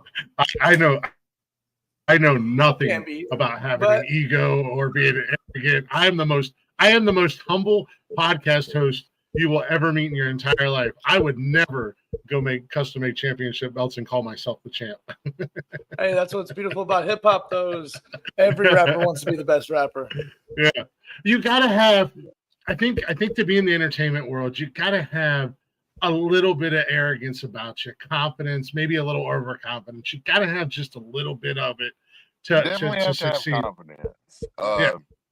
And you have to have a sense of self-preservation to survive in this game. Mm-hmm. I've noticed a lot of artists are mistaken to be what's the word I'm looking for? Narcissists. And it's not narcissism. What it is it's self-preservation. It's you have to worry about what you have going on, or you'll never make it. If you're an artist and you're trying to make it for yourself, you're never going to make it worried about everybody else in the game. Now, are there narcissists out here? Absolutely. Oh, absolutely. I mean, But they're in every I see aspect a of lot life. of people who are not narcissists that get mistaken to be narcissists, and they're not by a long shot. I've seen them help people on their time, on their dollar, and narcissists don't do that. Mhm. So That's and that's the other thing. You brought up the fact that there's 8 billion people on this on this planet. Whatever the number may be. right, 8 billion. Yeah, in the entertainment spectrum, in the entertainment world, the internet is massive. There's room for everybody. I preach this a lot. Like, we don't have to shit on somebody or try to hold somebody down. There's plenty of room for everybody. Whether it be musicians or podcasters or comedians or actors or whatever. Unfortunately, it's going to happen. In a perfect world, it would be amazing if we could all get along and we could all help each other. But there are those of us that are out there that want to build a community. For sure. Well, like there's another artist that I'm starting to work with, and I haven't gotten in full-fledged managing him yet. Mhm. But there's an artist that's been in touch with me, asked me to work with him and give him a shot, and his name's Lil Crestfallen. That's his artist name. Okay. Braden Butler. And what did we say his subgenre was? Emo rap. Emo rap. So I would not put him on a show with Outlaw Nation, or I wouldn't put him on a show at the Redneck Rave or somewhere like that, with country rappers. His demographic would be more of St. Louis, Missouri, where they have the Juggalos, or in Memphis, Tennessee. Memphis, Tennessee has a good fan base for that type of rap. The home of 3-6 Mafia. Obviously, that's a good demographic and a good market for him. So it's really all about getting in where you fit in, and building your own fan base. I see a lot of these artists out here just coattail riding, like, oh, I see this is working for this artist, and he's got all these fans. But if his fans see me with him, then they'll be my fans too. And it don't work like that, because that now you're shortchanging the fans, because you're making them think that you are the same person that the guy they're really there to see. Yeah. And you're not the same person. You're a different type of person. You're a different type of music, and you're not being honest with yourself, much less the fans, when you do that. So if you go out here and you target your own fan base, and you find an area that listens to emo rap, or you find an area that listens to just country rap or trap rap, or heavy metal rap, whatever it may be, you're gonna prosper quicker, and you're gonna prosper more genuinely than you would if you were riding someone's coattail. Yeah. Because these fans aren't stupid. They'll figure it out in time, and all they're gonna do is turn against you. Yeah, it's one thing. There's some people in our viewing audience that found that lesson out the hard way. I know y'all still watching. How y'all doing? But but no, that's what I mean. There's a huge difference in coattail riding and building a community and getting the right eyes and ears on people. Jay, for you and where you're located at in your geographical region, what you do, is there a big fan base or a following for your sound? Have you found out yet? Figured it out yet? Yeah, where I live, there's a whole music community. Like I know 30 artists I can call right now. No, yeah. We're not talking about artists. We're talking about a market for your genre For your sound. Oh yeah. hardcore. Oh yeah. You know, There's are there specific- people out there, fans in your area? If you were to do a show and they know your music. Yeah. I actually just did one in February. It was a horrorcore Valentine's Day show called "Love You to Death," and I got to meet and sing poetry there. And what would you say the crowd was? Juggalo mainly. Like how big was the crowd? About 350, 400. Nice. You know, you see what I'm saying? So if that's where your fans are, you would be a fool to go to Georgia with someone like Bez Belief, right? To get on a show down there. Yeah. You know, Eddie Robinson, the drummer of Outlaw Nation, sat down with I remember him with JDevil at the Outlaw Nation show in Cookville last month and August 23rd, and was talking to him, and he's from that area and he knows the business really well and gave him some pointers. So you know, yeah. I guess what I could say, my personal experience, I live in Tennessee in a little town called Lawrenceburg. And it's a county over from Pulaski, Tennessee. And if anybody knows what Pulaski, Tennessee is in their history books, it's where the KKK originated. It's where Nathan Bedford Forrest is from. And me and my better half, we decided, you know, they weren't allowing rap shows here. I think somebody tried to bring Young Buck one time before we started doing shows out here, and the police and fire marshal shut the show down, wouldn't let them have it. They found whatever. So I brought Lil White out here, and we started targeting certain audiences, right, to bring the crowd out and show that we can have shows out here without having violence, because rap has a bad reputation nationwide. Let's say it for what it is. When you tell people who aren't familiar with the genre, oh, I'm having a rap show, the first thing they think is there's going to be shootings and drug deals and everything else, and fights and everything. So we went out there and strategically had a show to where the fire marshal couldn't fuck with us. We had security on deck, so the police, you know, were happy they didn't have to really do much of anything. And from there, we just started building a market out here in the middle of Pulaski, Tennessee, for rap shows.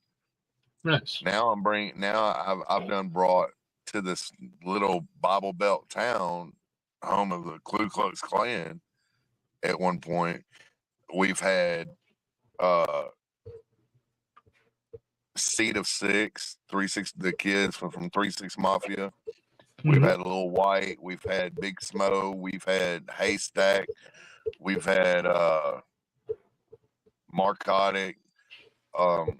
Now we've got this show that we're going, like, we've had Upchurch Redneck. We've had Upchurch Redneck out here before. Jackie 2 Chains, Jelly and Struggle, a bunch of different shows out here, and not once has our shows ever been shut down. And now there's a market here for it. So now the underground has a market in these two. We built a fan base for the underground rap scene just off of our work ethic alone. Yeah. So there's always somewhere. I didn't have to go to Nashville where they were already doing shows, or to Memphis where they were already doing shows. I picked a little spot, no-name town in America, started having shows, and built a market from the ground up to help these artists. And artists can do the same thing. That's my example. Artists can pick a demographic of people and build their own fan base from the ground up. They don't have to have somebody else's. Yeah, 100%. You know, in my area, it's funny when you see, because where I'm at in Ohio, we get a lot of country and rock bands that come through here.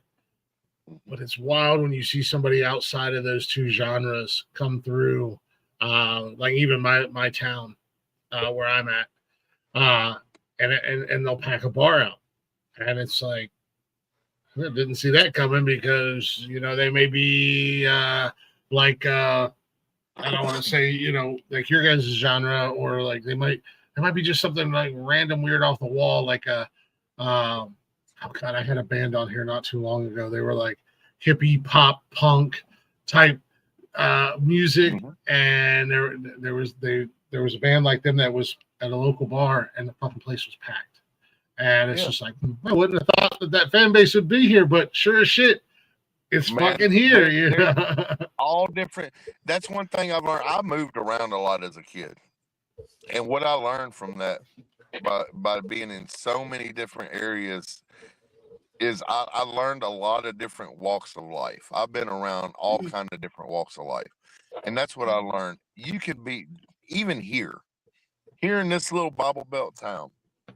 It's known for having all these races and rednecks and country people and everything else, but there's a demographic for rap.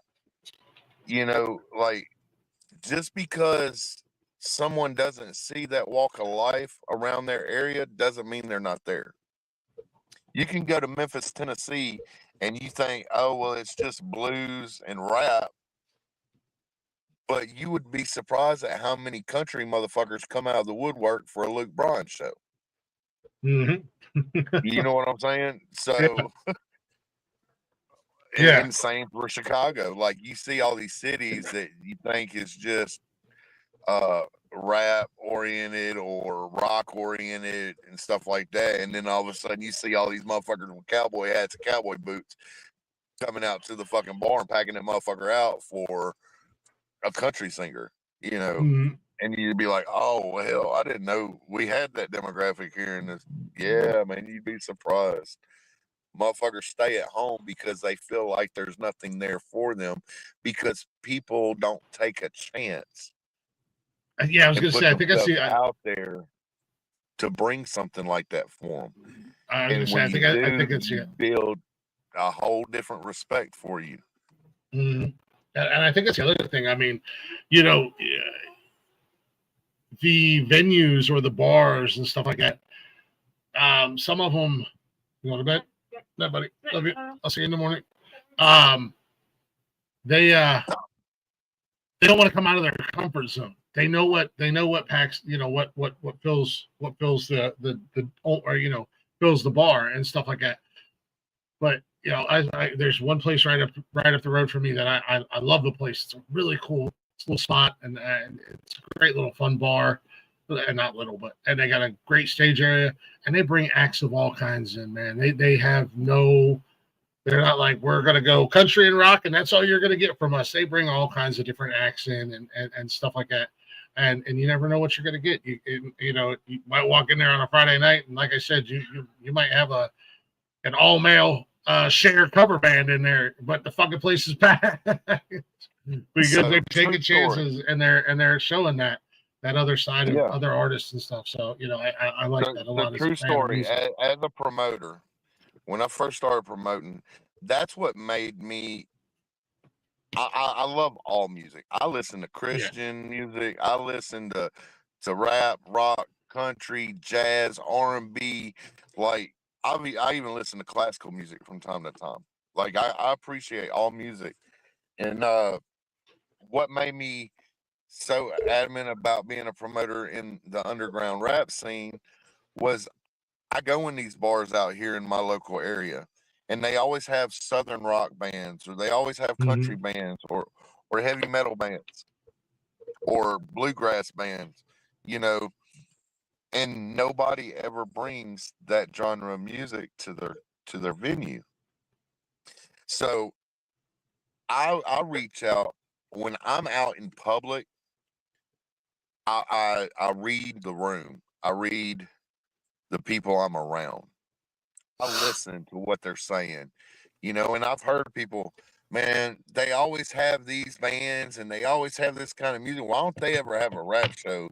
You know, and there's a whole like swathful of people in this town that feel left out in their town because nobody ever does anything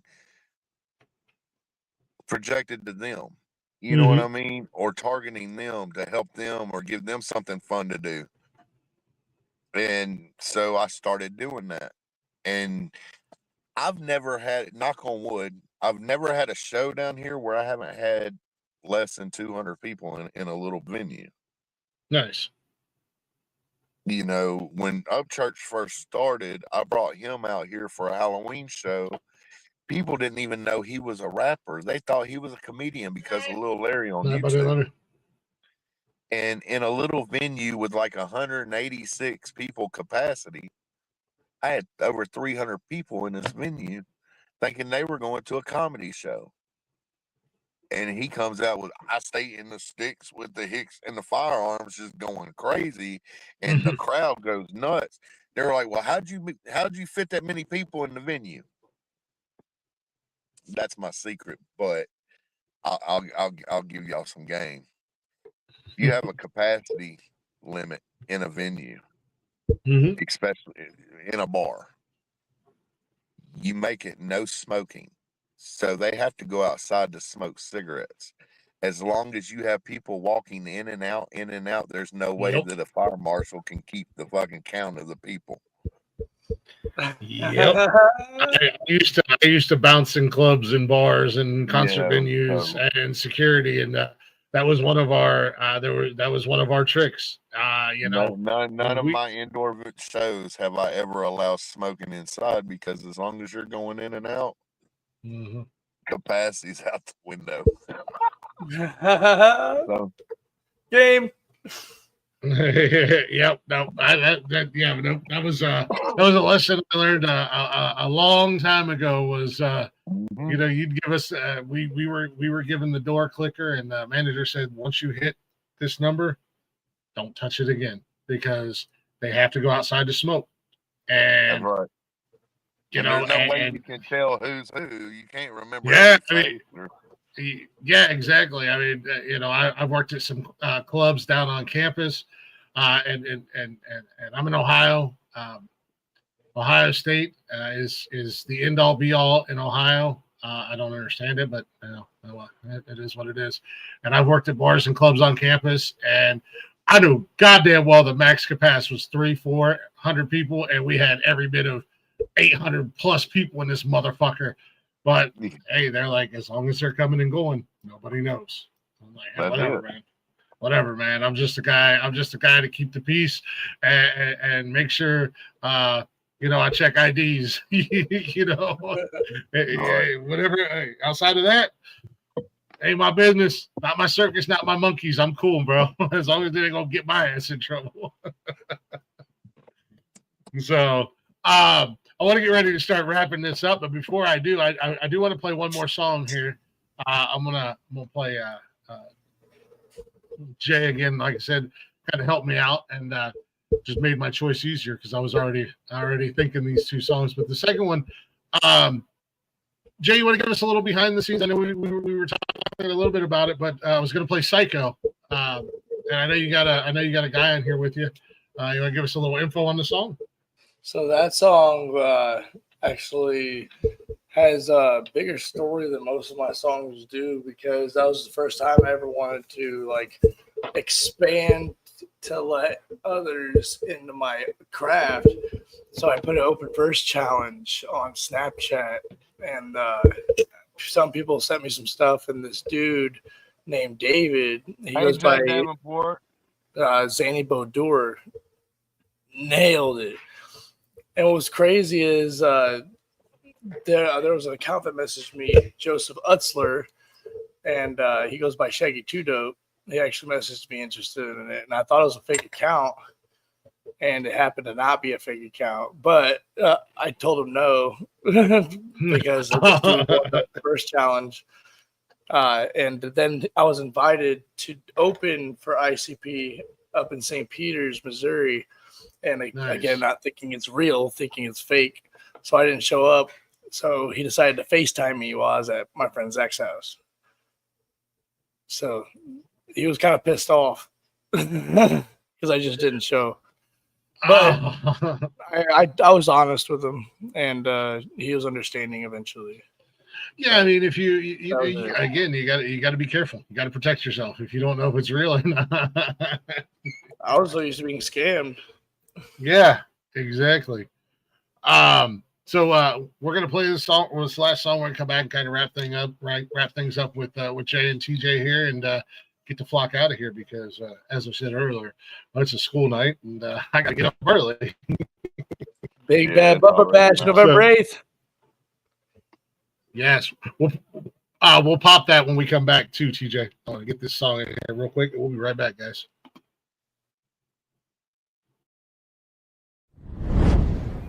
Freak, are you kidding me?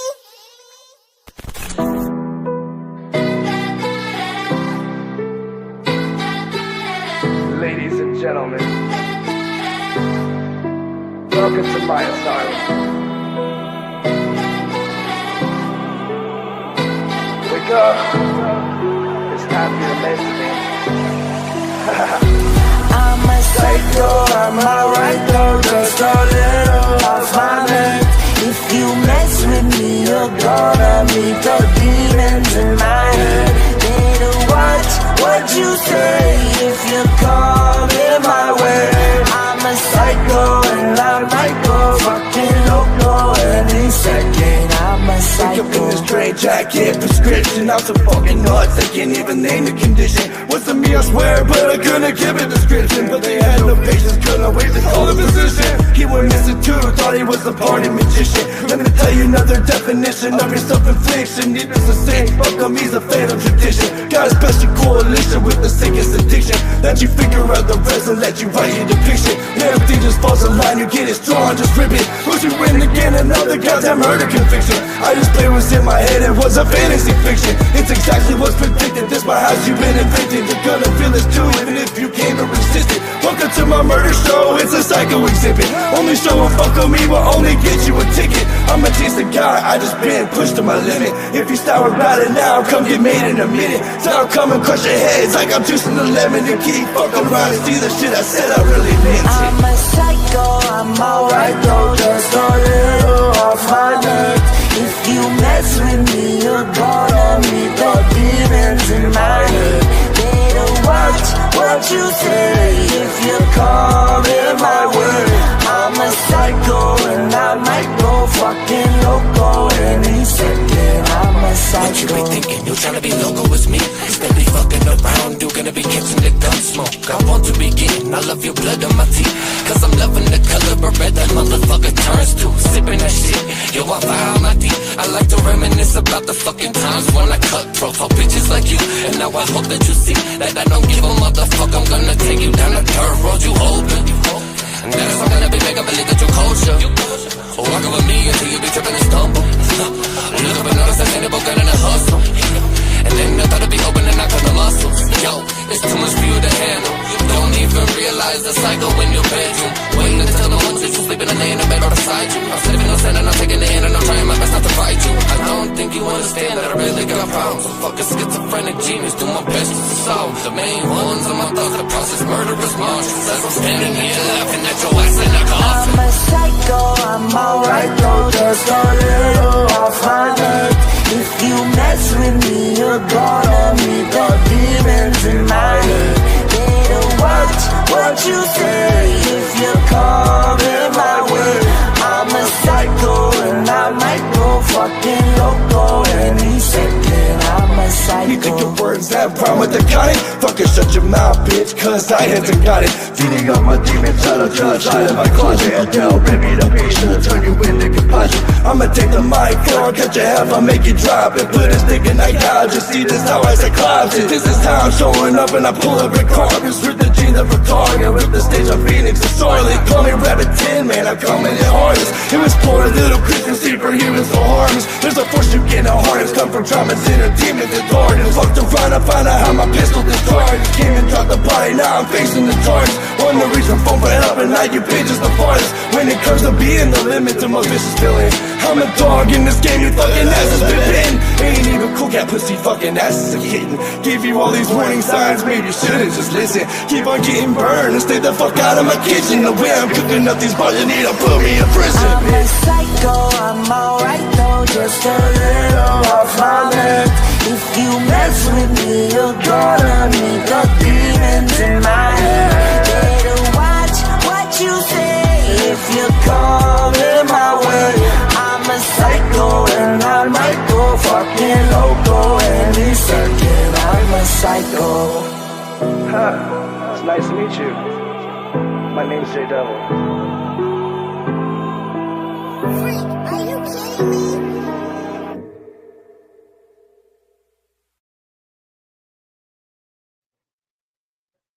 Hell yeah. Psycho by that man right there beside me, the one and only JDevil. Guys, check him out. Linktree/official_JDevil. If you can't find him, go follow us on social media, because you know what? I made it real easy for you guys to follow and find him. I tagged him in everything. YouTube, Facebook, Instagram. He's all there. So check it out, give him some love. TJ, before we get out of here, you got anything you want to add? Any last words, final thoughts?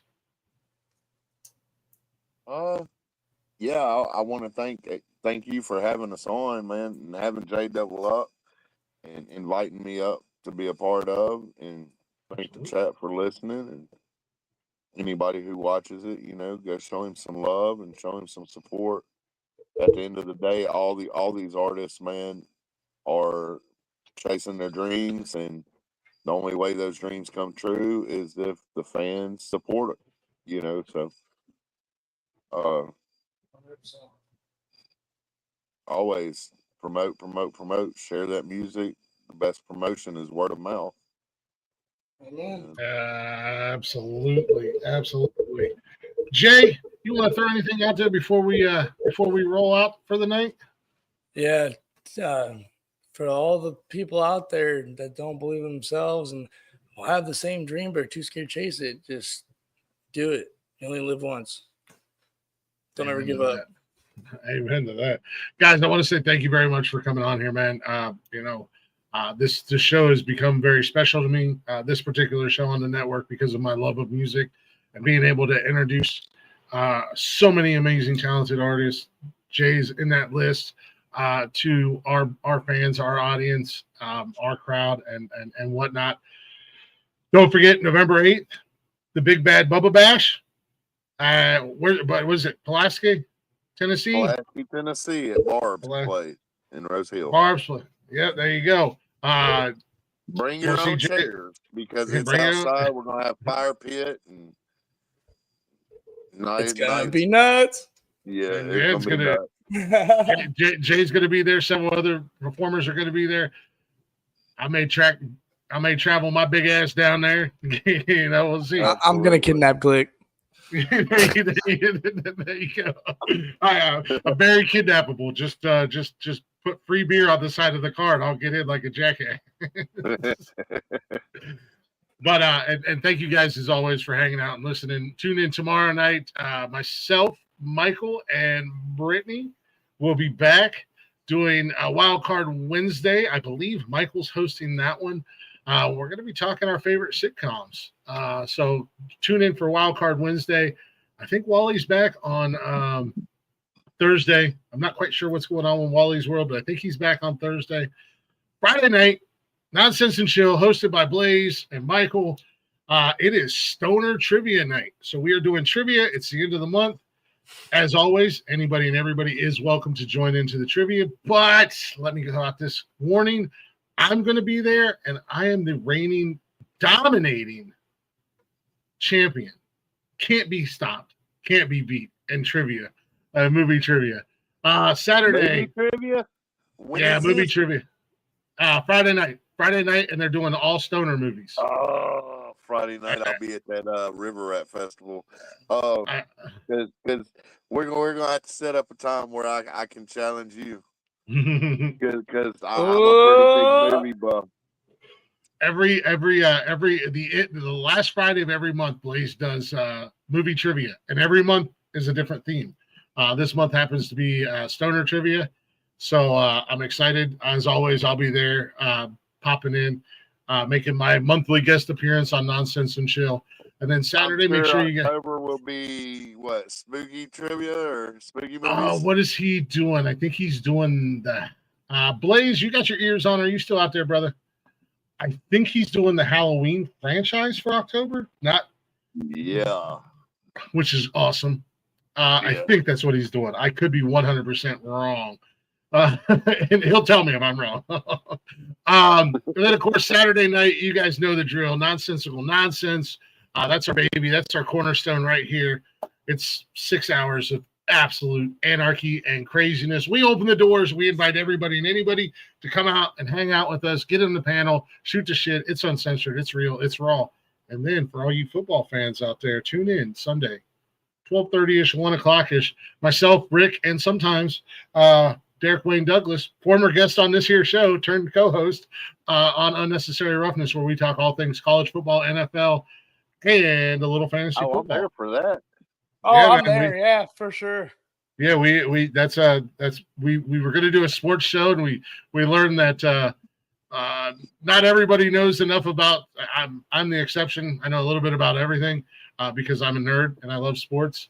But sports. Well, you got us too. Yeah, we learned that some people don't pay much attention to other sports. So we were like, you know what? We're going to take a break for the summer, and we're going to kick this bad boy back off when football season swings back around. So we're back. We're doing, and we decided to do a little bit earlier start this year. That way we could dabble into. Send me a reminder on Messenger Sunday before you go live, so that I know y'all are doing it, because I'd love to be a part of that. Yeah, absolutely. I'm big on sports. Yeah, we talk a lot of craziness. It gets a little animated in there, And then Monday, I believe Wally. Wally's what back. Are your sports? What are your football teams, college and pro? College, I am a Michigan fan, lifelong Michigan fan, and same with my pro team. You're gonna make fun of me, and that's okay, because I make fun of myself. I'm a Cleveland Browns fan. I'm a diehard Cleveland Browns fan. All right, who's your guys' teams? I'm gonna have fun with you. I'm a Titans fan and a Vols fan, so. Nice. Hell yeah, man. Let's go Vols. Mizzou Tigers and a Grizzlies fan and Memphis Tigers. Yes, that's definitely. What'd you say, Jake? Who's your teams? Mizzou and the Kansas City Chiefs. Oh, Jesus Christ. There's always one. There's always a homo fan in here. Well, Derek Wayne, who does the show with us, he's a Titans fan. So we have Love fun. My Titans, man. Yeah, we have fun with it. We make fun of our own teams. Rick is a Buffalo Bills fan. Not much to make fun of in Buffalo, because outside of not being able to beat Patrick Mahomes in the goddamn playoffs, Buffalo's pretty goddamn good. So when you say Michigan, is that the Wolverines or the Spartans? No, yeah, it's Wolverines. Not little brother. I'm a Wolverine. Brother, huh? Yeah, I'm a bad guy too. I'm born and raised in Ohio. I like the Spartans. I'm from Memphis. My kids went to White Station High School, and they're the Spartans, same logo and everything. Yeah. So whenever the two Michigans play each other, I tend to go for the little brother. Yeah, little brother. I was in military school, and I was part of Team 5 Bone Crushers, which ended up turning into Team 5 Spartans. Yeah, being born and raised in Ohio. I like watching all teams unless it's Alabama or Georgia or Amen Florida. To that. Fuck Alabama. Absolutely, 100%. Tennessee's been one of those underdog teams that I've liked for years in college football. I called the governor's office. There was a situation down here, and I called the governor's office in Alabama to find out, what their laws down there were about a certain thing. And they winded up telling me, they volunteered this information, that in the state of Alabama, it is legal to marry your first cousin. Oh, yeah, 100%. You can tell. Look at the people in that, Alabama. That is actual, that is an actual law in Alabama that you can marry your first cousin. And I'm good on that, dude. That and the age of 16, they consider the age of 16 age of consent, no matter how old you are. That's gross. That's what caused me to call the governor's office, because there was a 16-year-old girl and a 62-year-old man together, and they got married. Wow. In Alabama. Why is reverse cow? I don't support the state of Alabama. Not sports, none of that. I got an Alabama joke. Why is reverse cowgirl illegal in Alabama? Because it's illegal to turn your back on family. Nice. Oh yeah. Yeah, no. Yeah, we do. We have a lot of fun talking sports on Sunday. So yeah, check out everybody out there. Check out the rest of the shows. I'll be back. I think I'll be back next week. I don't know if I'll have a guest or not, but I'm going to try to do something next Tuesday, even without a guest. Maybe we'll play some music or something. I'll get my old DJing skills out and do a little music for you guys or something. We'll see what happens. JTJ, thank you guys again. Really appreciate you guys coming up. Had a great time hanging out with you guys. Brother. It's been a privilege. We appreciate you. Yes, sir. JDevil, y'all be easy. I'll talk to you tomorrow. Glick, call me anytime, brother. Absolutely, brother. I appreciate it, man. Have a great night, guys. You too. Hit these buttons and get.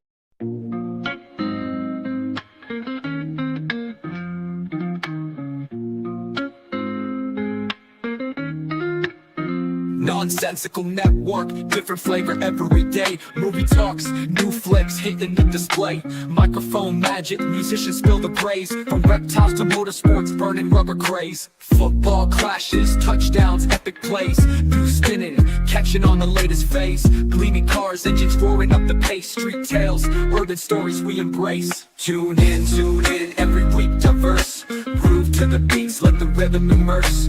Lyrics flowing, ciphers full of verse. Nonsensical network, feel the universe. Interviews buzzing, stars in the circuit. Worlds of tapestry, pieces we interpret. Hip-hop to rap, the flow never stagnant. Reptilian tales, nature's arrangement. Cars with muscle, engines with might. Motorsports roaring, speed in the night. Discussions heated, always a delight. Network of nonsense, but the vibe's just right. Tune in, wait for that beat. Flow so seamless, feeling so sweet.